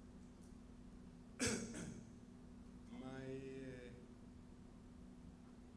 comments or issues are in regards to the nature of partnership that we want to culture between Zimbabwe and the EU, especially in regards to our situation as small-scale producers. It could be some, I don't know whether to call it a misnomer or whatever. It looks like how we are looking at it, it's big business coming to Zimbabwe to create partnerships with other big businesses, which could be a misnomer. But what we have in Zimbabwe is actually small, growing businesses that need to partner with the EU in a certain formula. And my recommendation is that we should reshape the partnership so that we come from Europe or from the EU in small packages, partnering with the small producers of Zimbabwe as they grow. A small-scale miner like myself will have a huge tract of maybe 150, 200, 300 hectares of land for gold production, chrome, or whatever it is. But what lacks is knowing exactly what is underground. So the partnership should recognize that the holder of the mineral resource does not know exactly what is underground and must be prepared to bring forth the necessary exploration finance to ramp up that resource to a certain level where investment is appropriate. And in all this, I think the major consideration is technology. Europe is, or the EU's major strengths are in technology. Our major strength from Zimbabwe is the resource. And when Europe comes to us, it says, okay, like Mr. Izzo was saying, we want a resource diplomacy. Meanwhile, in Zimbabwe, we are saying we want resource sovereignty. So those competing ideas must be married together so that we come up with the correct formula for investment and synergy between the EU and Zimbabwe. The pitch that, it's not a pitch, but it's just a suggestion. In the whole world, when you look at the lithium industry or the lithium battery, what you are looking at is the lithium and maybe the cobalt and other minerals inside for the battery. But one critical issue that is in the battery manufacture process is the separator or the insulator between the lithium side and maybe the anode side of the battery. That separator is a critical element, and it transcends. It doesn't matter whether the battery is made in Japan, in Europe, or wherever, but it's always made out of aluminium. And that is a critical point in terms of battery manufacture. Aluminium is an expensive mineral, mainly made out of bauxite. And then you converted bauxite from bauxite to aluminium and then back to aluminium oxide, which is your alumina. Now, the price, like in the beryllium case, the price of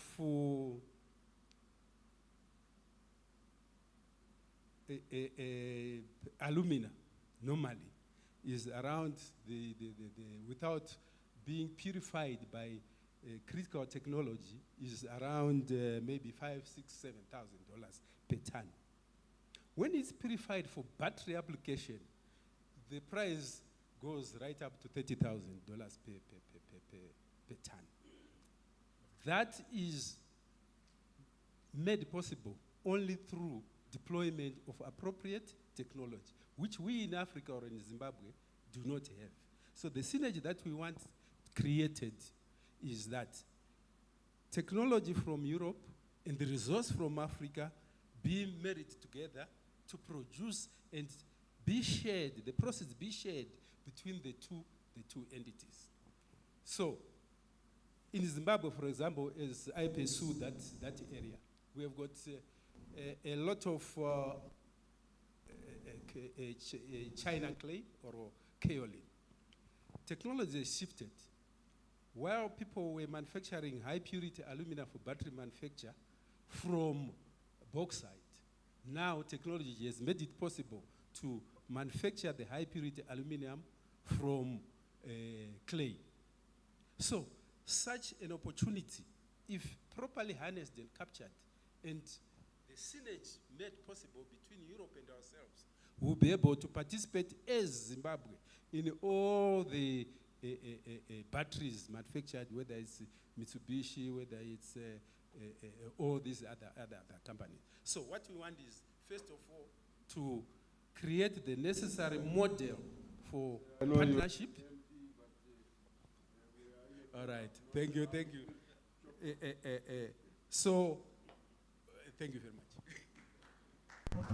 Thank you. I hear what the Honorable MP is saying, right? And this is business, right? If I am Volkswagen in Germany, am I going to come and negotiate with each little miner pulling out things out of a rat hole, and there's 1,000 of them? Why can't the 1,000 miners pulling things out there, out of the little holes, come together and negotiate with me? Right? Or maybe look for smaller investors in Europe who would be interested in coming to a 3 kg per month gold mine. But to say we should talk about that and say this is how it should be done, I think we're going into other people's boardrooms. But it is important that you look for what can work. And our job here is to identify that which can work between EU and Zimbabwe investors under prevailing conditions and circumstances. I don't know, maybe my colleagues, Mr. Munyanduri and Dr. Zimba, you might want. There are some questions that were actually directed. Thank you very much, Mr. Kanyangarara. I would like just to make a comment on the aspect of the ASM.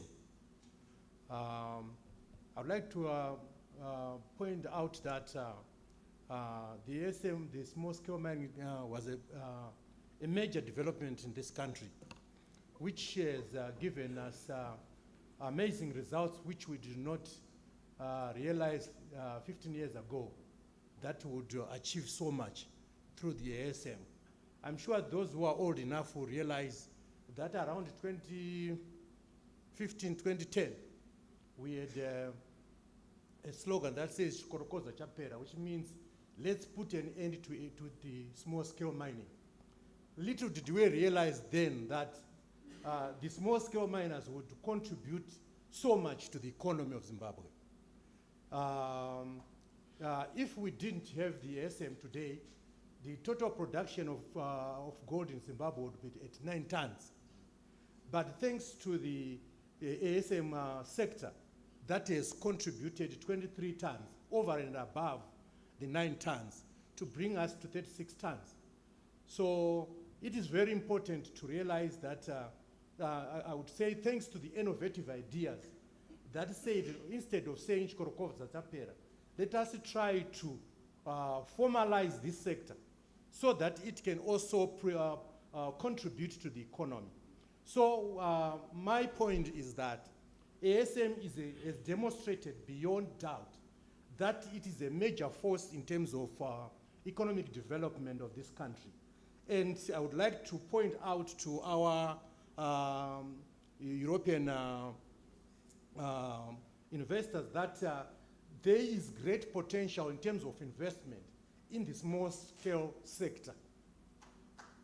We would not restrict ourselves only to the major sector, because if we do that, we end up with only 9 tons or 9% of our investment, instead of grabbing this big opportunity in the small-scale mine and invest. Yes, we need to come up with the models on how we can work with the small scale to optimize center.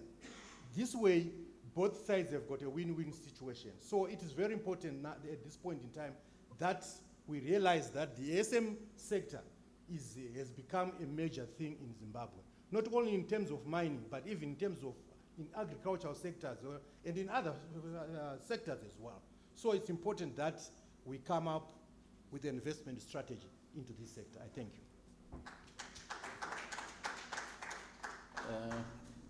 Thank you, Doc.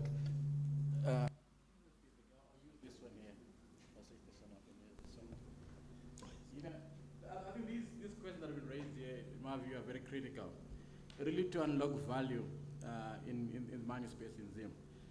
And I think what is very clear is that you got the small scale mining sector and obviously the big mining space. And I think when one thinks of an international collaboration of the market that we're discussing here, and again, exactly to your point, Doc, we always say that charity begins at home, right? And I think the lady just on the corner mentioned that, I think, in one of her contributions. I think what is critical for us as Zimbabweans is to be able to work together. First, before we say, let's open ourselves to the rest of the world, but is to be able to find a formula that allows us to work together. And once we got that figured out, it becomes easier to engage with the rest of the world. And unless we have that mindset correct, we're going to continue to battle. Because what will happen is you will be negotiating for $1.50, she's negotiating for $2, she's negotiating for $3. And spare a thought for a guy that's coming out from a faraway world, right? And you're trying to figure out what is 5 hectares? What is 25 hectares? I mean, to mobilize that and to put all those resources on a small footprint, it's just not feasible. We can talk and all do these things, but that's the honest truth. So what we need to be able to do ourselves is get together, and again, the point that you raised, of these centers, and have some kind of coordinated approach. If it's an opportunity beryllium, let's look around ourselves and say, we have a critical mass that can excite an investor to say, I think we have a beryllium resource worth talking to the world.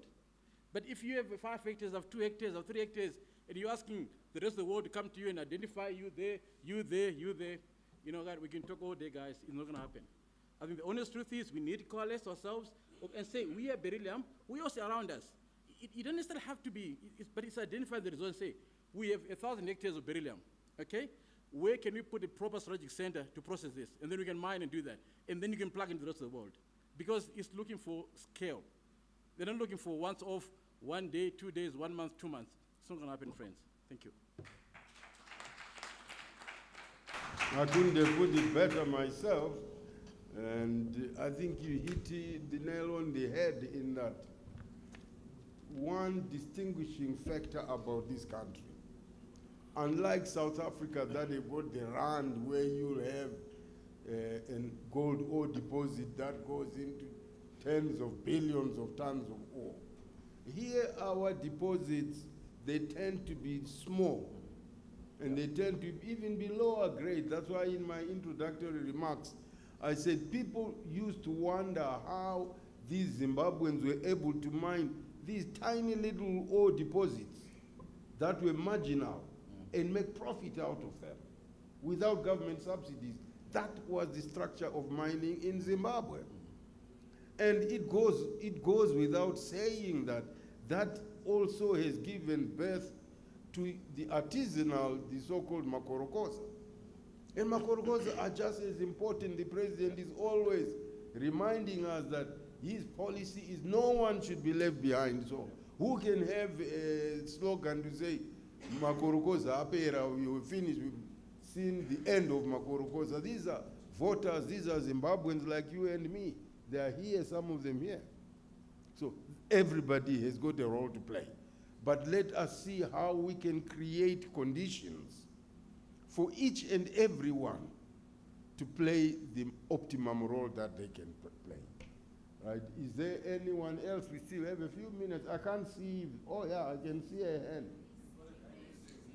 Oh, you look like Mr. Izzo. I mistook you for Mr. Izzo. Sorry. Please. I've seen so many hands. How much time do we have? How much time I have? You only have 3 minutes. 3 minutes. Yeah. Okay. I don't know if Then I'll make it in the 3 minutes. Somebody there. I hope everybody is listening to me. Yes, I have plenty of things on my mind. Introduce yourself first. Yeah, but I have like 180 seconds, so I don't really know what to do. Fine. Okay, first, Makadi, Maitabasa, so I can be here. I'm not from France. I'm from Czech Republic. I live in Portugal last 3 years, and I just arrived to Zimbabwe about 2-3 weeks ago. And I just decided to visit Zida, and I just decided to analyze this country more. I started reading about the history, economy, and it's fascinating. It's really fascinating. I'm very I'm not addicted to drugs, but to informations, and I like to read a lot about history, economics, politics, and so on. And it's really, before I just knew about Zimbabwe, mainly the hyperinflation situation, but when I decided to go here for a vacation, I just was like, okay, maybe I should know a little bit more than the currency issues. And it's amazing. I found out that Zimbabwe was bread basket of Africa, and I started thinking like, why it is not anymore? Okay, then I was like, okay, they have railways. Why it's not working anymore? And so on, I started digging and digging, and yeah, I have some amount of information, and I started meeting local people. I visited about 40-50 countries around the world. In many of them I lived. Now I live in Portugal because before I lived in Colombia. I have very good friends in Middle East and so on. So I visited various countries. I've done business in various countries, and what I smell here is a great opportunity. But if I can give any recommendation, be careful. That's what I wanted to say. I don't know, just stop me when it's going to be boring or when I run out of the time. Anyway, about the pitch deck and about the Volkswagen you talked about, I spoke from Kariba Dam, the beautiful place. It was a very beautiful surprise for me. So I was relaxing there, and I had a call with my friend who works for Volkswagen. He works for Skoda, which is from Czech Republic, as well as maybe you know Bata. Bata is also created by Czech entrepreneur about 100 years ago, and he was very successful here in Zimbabwe. In Gweru, he created in 1939 the factory, and it's still working today. So the things what I would like to discuss it's many of them. I really liked in the middle the speech of the man. As I said, I'm not Zimbabwean, but this is what I had on my mind. I'm trying to be neutral with just it's complicated. I will not go into the politics now. I will just say that it's really necessary to be careful, I think, because, yeah, as the French mister said, they need the materials.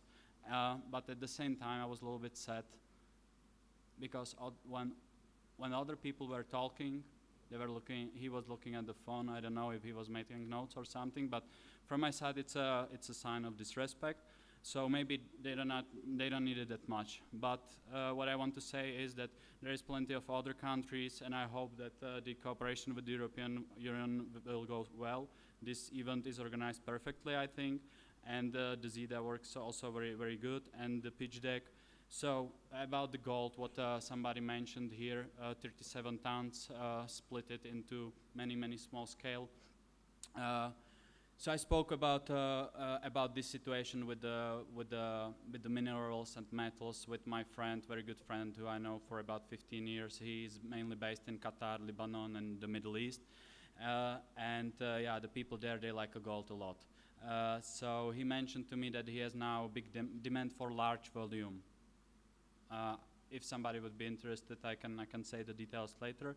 But yeah, I'm struggling to find this like a solution for larger volume. So if there was any way of like a unity maybe or something like that, that more of these smaller scale miners would be able to unite and to agree on some conditions of contract. Some of them maybe yes, some of them no. But for me, it's a little bit hard, you know, to approach big quantity of the people at the same time. So the first pitch deck is if there is anybody who knows how to unite or who is like, I don't know, some chairman of some association for the gold trading, that would be nice to talk about. And the second thing is lithium. I'm in discussion about one land with lithium. The survey is done, and I will be continuing working on it, and I will be looking for some partners from here, from other countries, I don't know, but some reliable partners who like to work and who would like to find out if this makes sense or not. Maybe we will not find any ways of cooperation, maybe yes. But yeah, my main, so I didn't say even my name. My name is Marek Zila, and I mainly, I focus on various things, but I do business consulting, and I try to connect things together, people, business, and many other things. So if there would be anybody interested in talks, you can reach me out. I'm sorry for the Thank you delay. so much. Thank you so much from the Czech Republic. And I think, yes, and those of you who are looking for partners, not necessarily money partners, but they could be partners with technology, with know-how, with markets, with other things that you need in your mining value chain. There is somebody from the Czech Republic who I think is very, very friendly, and relations between this country, or us, the people of Zimbabwe, and the Czech people, they date back long before, you know, the advent of Zimbabwe. So thank you very much, my brother. There was a hand I couldn't quite see because of the light here. There's a hand at the back there. Please give him a mic there. All right, I already have it. I wanted to just support what the Honorable MP was saying, and what the senior from the Minister of Mines also brought up briefly. To say, for example, if you look at you know, the people that we're talking about, how we've got to invest into exploration. Usually exploration is seen as a process where you kind of like losing money. But if you look at how we've been able to do it in Zimbabwe, we've actually been able to make exploration profitable, you know, from a basic accounting perspective. It's profitable. Why do I say so? Because the ASM sector, that's the senior from the Minister of Mines was talking about, that is basically exploration, gold. We are mining what we are exploring. You see, at one point, I remember the governor of the Reserve Bank was showing us some gold in the Reserve Bank and stuff. And I was laughing to myself, and I was like, see, this man here is showing us samples. These are samples in the Reserve Bank.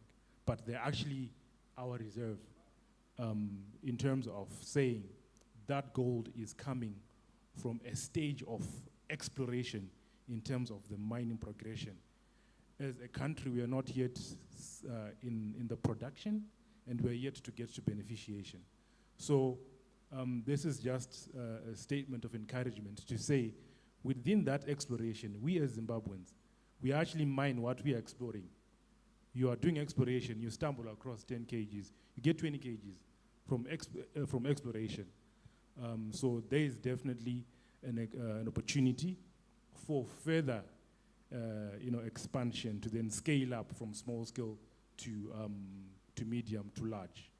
And then also, it's critical as well to then say, I mean, after we've, you know, this event has lapsed, I'm sure the contribution that the Honorable Member of Parliament gave, it brings about us being able to create a private sector committee that's attached to this forum, so to say, that then creates correspondence systems with the EU parties, the government institutions attached to the EU parties, such that at the end of the day, the traction that we would have gained today, we don't have to reproduce it at a certain point again.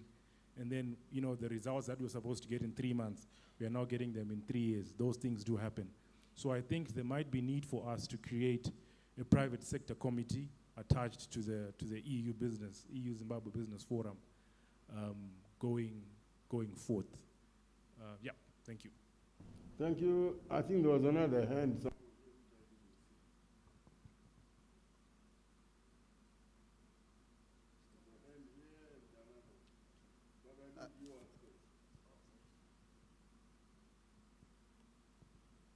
Thank you. Mine is more of a comment. My name is Calvin. I'm into logistics and freight. There's been a lot of talk about the smaller guys getting together and trying to get into market. If you look at how the agricultural guys are doing, that's why I didn't go there and came here, is there's ways that the mining smaller guys can get together. So you guys need to actually, well, us as well and you, need to make an effort to coordinate and meet up. There's a lot of warehousing space in Zimbabwe, a lot of barren land, where I'm sure with the ministry, if we work with the ministry, we can get all the smaller parcels together to make a shipment. One of the biggest issues that our buyers or the European buyers or investors might have with you is the consistency of the tonnage that they require on a monthly basis. So if you have 1 ton and they need 5 a month, you're not going to be that desired person. But if we take your one, his one, and his one, and it comes through a registered logistics service provider who does it properly with the paperwork and everything else, you will get the funding and we will be able to export those volumes that require. So I think we need to organize ourselves to be able to attract those volumes and those numbers. So I think with the ministry, who I will also make a follow-up with, and yourselves, if we have those numbers together. I used to ship tantalite to the States. 1 200-liter drum takes a ton, once it's refined here in Zim. So once it's refined, it's now ground and everything else. You can fill up a ton in the same size space on 1 pallet. And we're actually shipping it via air. Because there was a value that we're getting from different mines, and we're shipping a ton at a time when the value was over $180 a kg. So, but each guy had heaps and heaps of product in the big sacks that wasn't refined. But once refined, a ton is simply 1 pallet of the product. So that they could afford to ship it by air because it was now consolidated and the value was high. So let's just think around that so we can invite the value by working with our logistics teams. Thank you. Sorry to cut you, we are running out of time, but very good ideas, you know, where small-scale guys can come together and bulk your product, provide it meets the quality specifications. You know, for you, some of these small minerals, we call them minor minerals then, where you needed to put a container, and a 12-foot container, I think, was 17 tons. And it's not easy for somebody to make 17 tons of scheelite or wolframite or whatever. But if there's 20, 30 of you, you can make a container every month, and it goes. So definitely, and I think there are some apex bodies that have been set up to support the artisanal and small-scale miners. So go to the ministry, they're there, and to the apex bodies. Thank you, and I think there was a hand here. Okay. Thank you so much. I'm Payne from the Young Miners Foundation. We are also one of the structured groups in small-scale mining as young people. So I just wanted to say something about formalization. Because I think sometimes when we have a picture of a small-scale mine, possibly some of our friends from the European Union have never visited a small-scale mine. I think next time I would make a recommendation that it is good that tomorrow we are visiting a $500 million project. It is also important that in future we could also create a platform where site visits could be done, because there are formalized small-scale mines out there which just need a push to produce more. So I think it just need appreciation of the activities down there. And the grouping up, we are grouped and we continue grouping each other to produce like what you were saying. But they also need to understand, our friends from the European Union, that this is the terrain at home now in Zimbabwe. This is the line of business that we have in the mining industry. We are going small scale, and we are going small scale to medium, if not large scale. Thank you so much. Your enthusiasm, young man, is really oozing out of you. And if that is what the future is like, we are very happy. Right, and we still have about 15 minutes according to the program that I've been given. But I think we have exhausted. There are some politicians who want to, yes. Our honorable MP. Honorable, I cut you the other time. But I think we have time, we can give you a little bit more time. Thank you very much. I just want to add to what the young energetic man has said.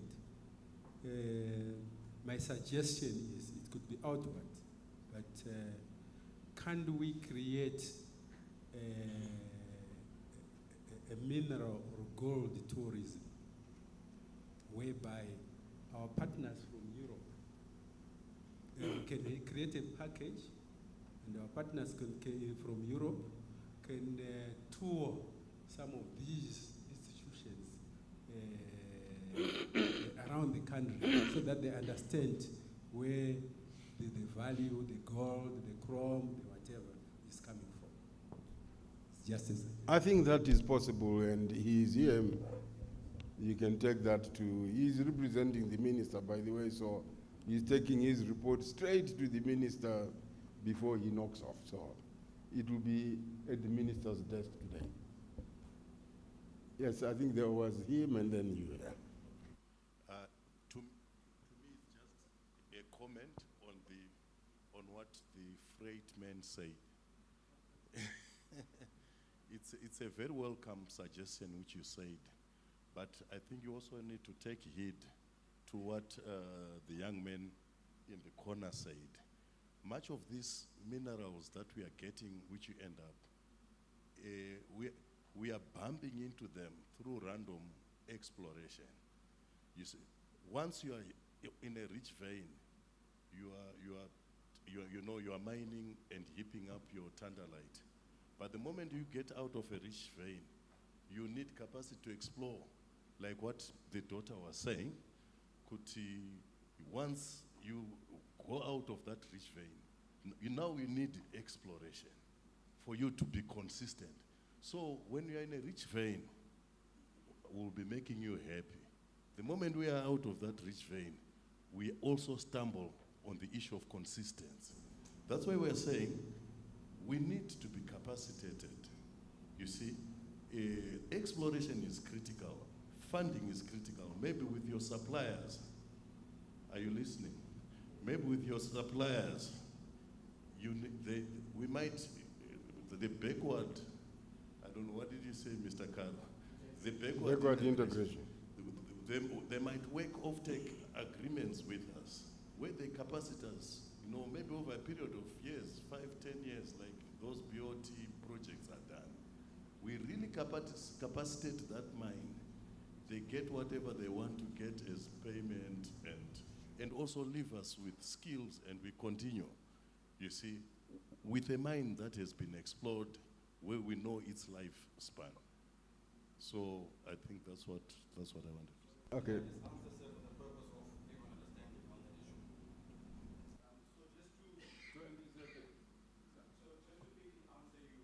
On that, you are very right on that. And where the offtake agreements then come in is we become, call it a guarantor on the investor's behalf. Because part of the biggest problem locally was you get capacitated to mine 10 tons, but money disappears. People buy 4x4s and they buy whatever else before they've actually done the mining. Yes, but but I'm just giving you the. So my picture of where the service I was throwing in comes in is because those people would already have had a registered freighter in between. So what they do is they issue what they call notarized warehouse receipts. So you are given a 5-year offtake. They'll actually fund your mine. But whatever then comes out, if you get 3 tons today, if you get 4 kgs today, you deliver to the notarized warehouse. So it's received that you have mined 3 kgs. Because when you keep it on your own mine for a month, is where the problems start.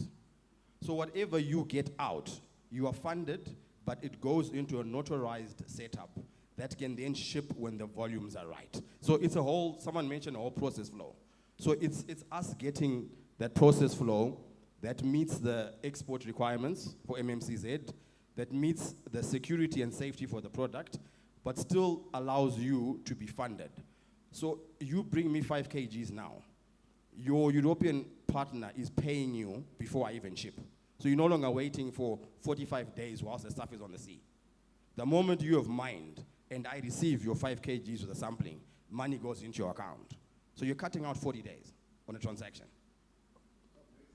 I think you can continue that. After there was a hand here. I think you'll have a bilateral on that one. Okay. Yeah, there was one more hand here. There was a hand here. I'm also a logistics person, but I just wanted to cite an observation. Serious business takes serious people to come together. And the seriousness of a matter involves the senior ministers to present themselves instead of sending representatives. Thanks. I think your issue is beyond my terms of reference.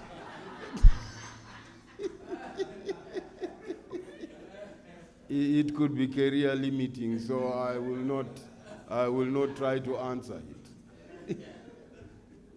I think we can take only one more question and then we can wind up. Yeah. Thank you. I have a question for Mr. Zimbase.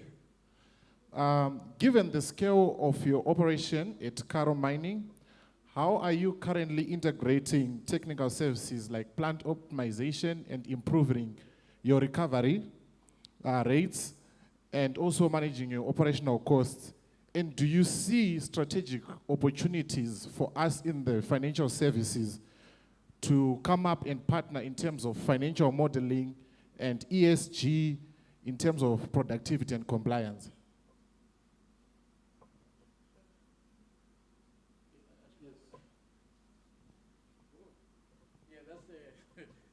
That's a very good question. Thank you for that.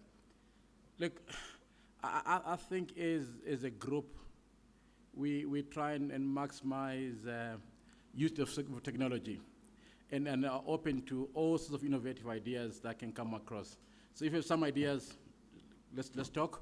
But I can tell you, as a group, that's what I think one of the things that we're going to be doing on this project has never been done in the Zimbabwean mining space on the platinum. We're going to be extracting both base metals and PGMs in a very unique way than what's been done. And so I am absolutely open to ideas and whatever you can bring on the table. Let's have a conversation around that. And one of the things that we have also done, which is a first for this country, you'd have seen that Karo listed a bond on the VFX, on the Victoria Falls Stock Exchange, that allowed other Zimbabweans, or anybody else for that matter, to participate in the building of the Karo project. A bond, which is very nice, coupon, 9.5%. I'm talking about the one that we've listed in the past, and that opened up space for all other investors to come in who are keen to participate in the project. So very open to having conversation around that. But we love technology, we love R&D, and that's our DNA as a group. So by all means, I'm excited to have that conversation. Thank you.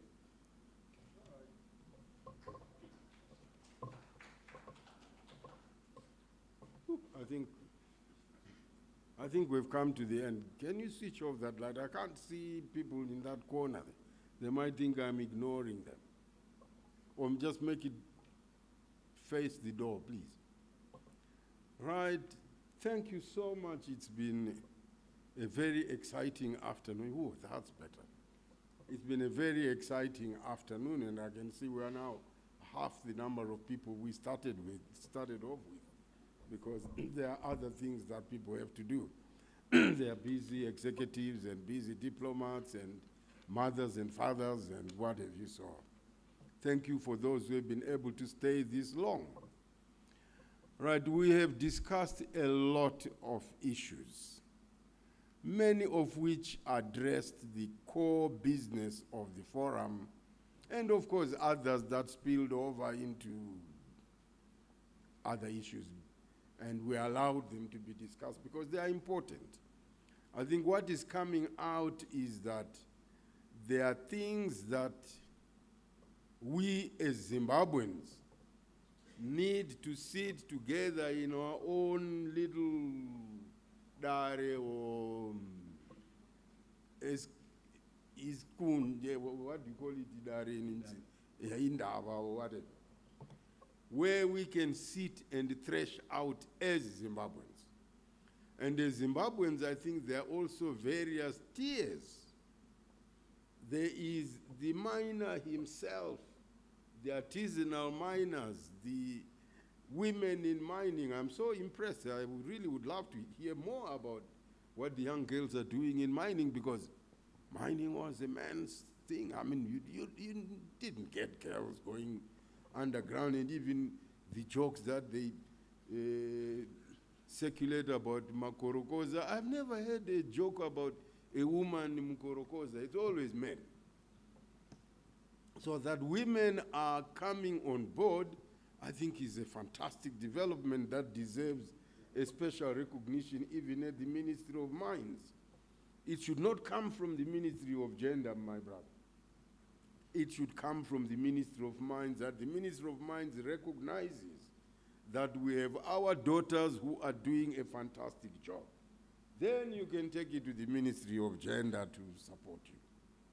So there are things like that.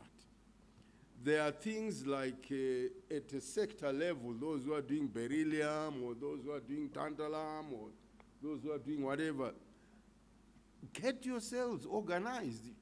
After all, most of these minerals are in the same locality, so you know who is digging what where. So why don't you come together and have clubs, have barbecues where you are talking about these things and see what you can do to help yourself or to organize yourselves to get to the government to say, we've been able to do this.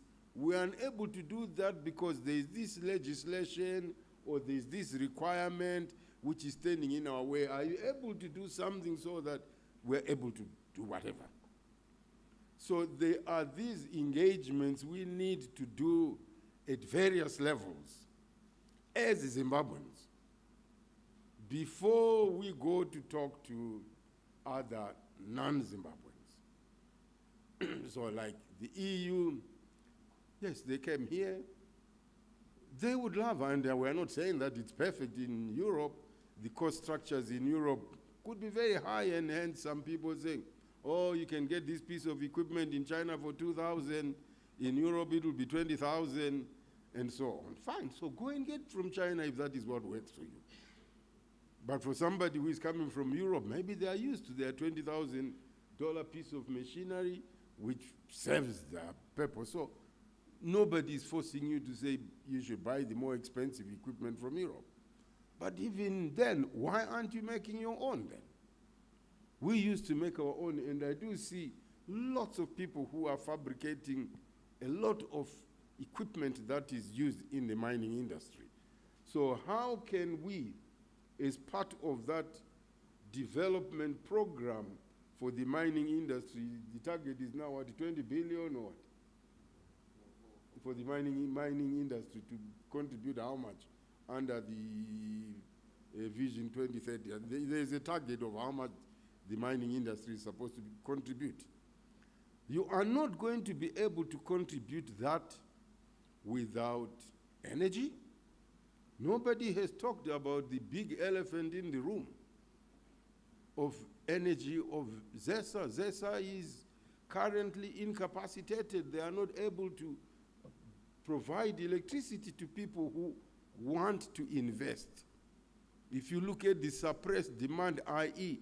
projects that are on hold today because there's no electricity. If you look at that, I'm sure the estimate is you probably need about 4,000 megawatts to fund all the projects that are in the pipeline that have got investors ready to put money into. But that money can't come because there's no electricity, or the investor now has to think, like we had Dinson has put a 50 megawatt thermal power plant alongside their steel plant. Now that increases the capital outlay that an investor has to do. So these are some of the things that I think as government, if we were to say, a big investor, come and generate your own electricity, come put your own railway line, come put your own road, put your own water infrastructure, then nobody's going to come. There has to be something that we pride ourselves in as Zimbabweans to say, come, we will do this for you. The investor has to put his money into extracting that ore, processing and adding value. They shouldn't be here to build a road to my grandmother's granary. That's not their business. But maybe we're requiring them to do so under some other arrangements in government. So these things need to be assessed, and let's be honest with each other. And we have a very listening president and a listening government. If you go and knock on the door of the president and say, President, we are unable to do this because there's no road linking this and that. Please see to it that that is done, and people will come. So there is a lot that mining can do to unlock the future of this country and to launch this country not only into an upper middle income, into an upper income country. That ought to be our vision for 2050. So I think I hope somebody has been rapporteuring and taking the outcomes of this, but perhaps there are some administrative things that need to be announced. So over to you, young lady. I have done my part, and I would like to thank you so much. I will take my leave now. So maybe you have some administrative things to do. Thank you so much, Doc. Thank you so much, Doc. Another round of applause, please, for Dr. Kanyangarara for taking us through the entire session. And so many issues were being touched on, so many nerves were being pinched. And from these issues that have come out, let's not just walk out of here as a talk show, but to actually come up with actionable and tangible programs, projects. And please, if there are young women and young men, if there are associations that are doing mining, please see me at the end of this, and I'll need your contacts so that we can work together. I'm with the European Union under the Global Gateway, and would like to sort of talk to you a little bit more and see how we can work together, and also with our campaign. But it was an amazing day. I won't keep you any longer. Many thanks to our panel here.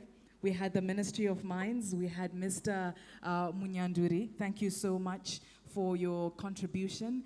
And we also had from Karo, Mr. Josephat Zimba, the country manager for Karo Mining. Thank you so much for being with us. And of course, Mr. Kanyangarara, Dr. Kanyangarara, thank you so much for this. I think you are free to now either take your seats or take leave, but I think we're done for the evening, and this is done for this session. Please continue to network.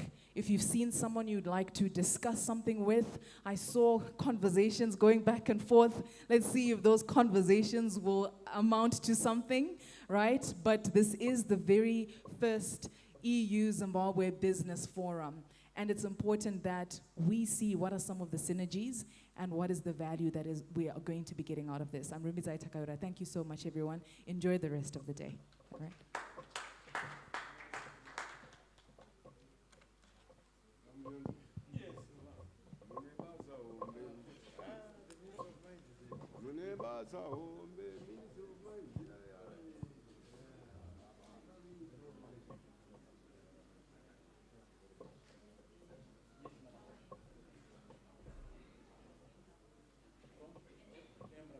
Okay, so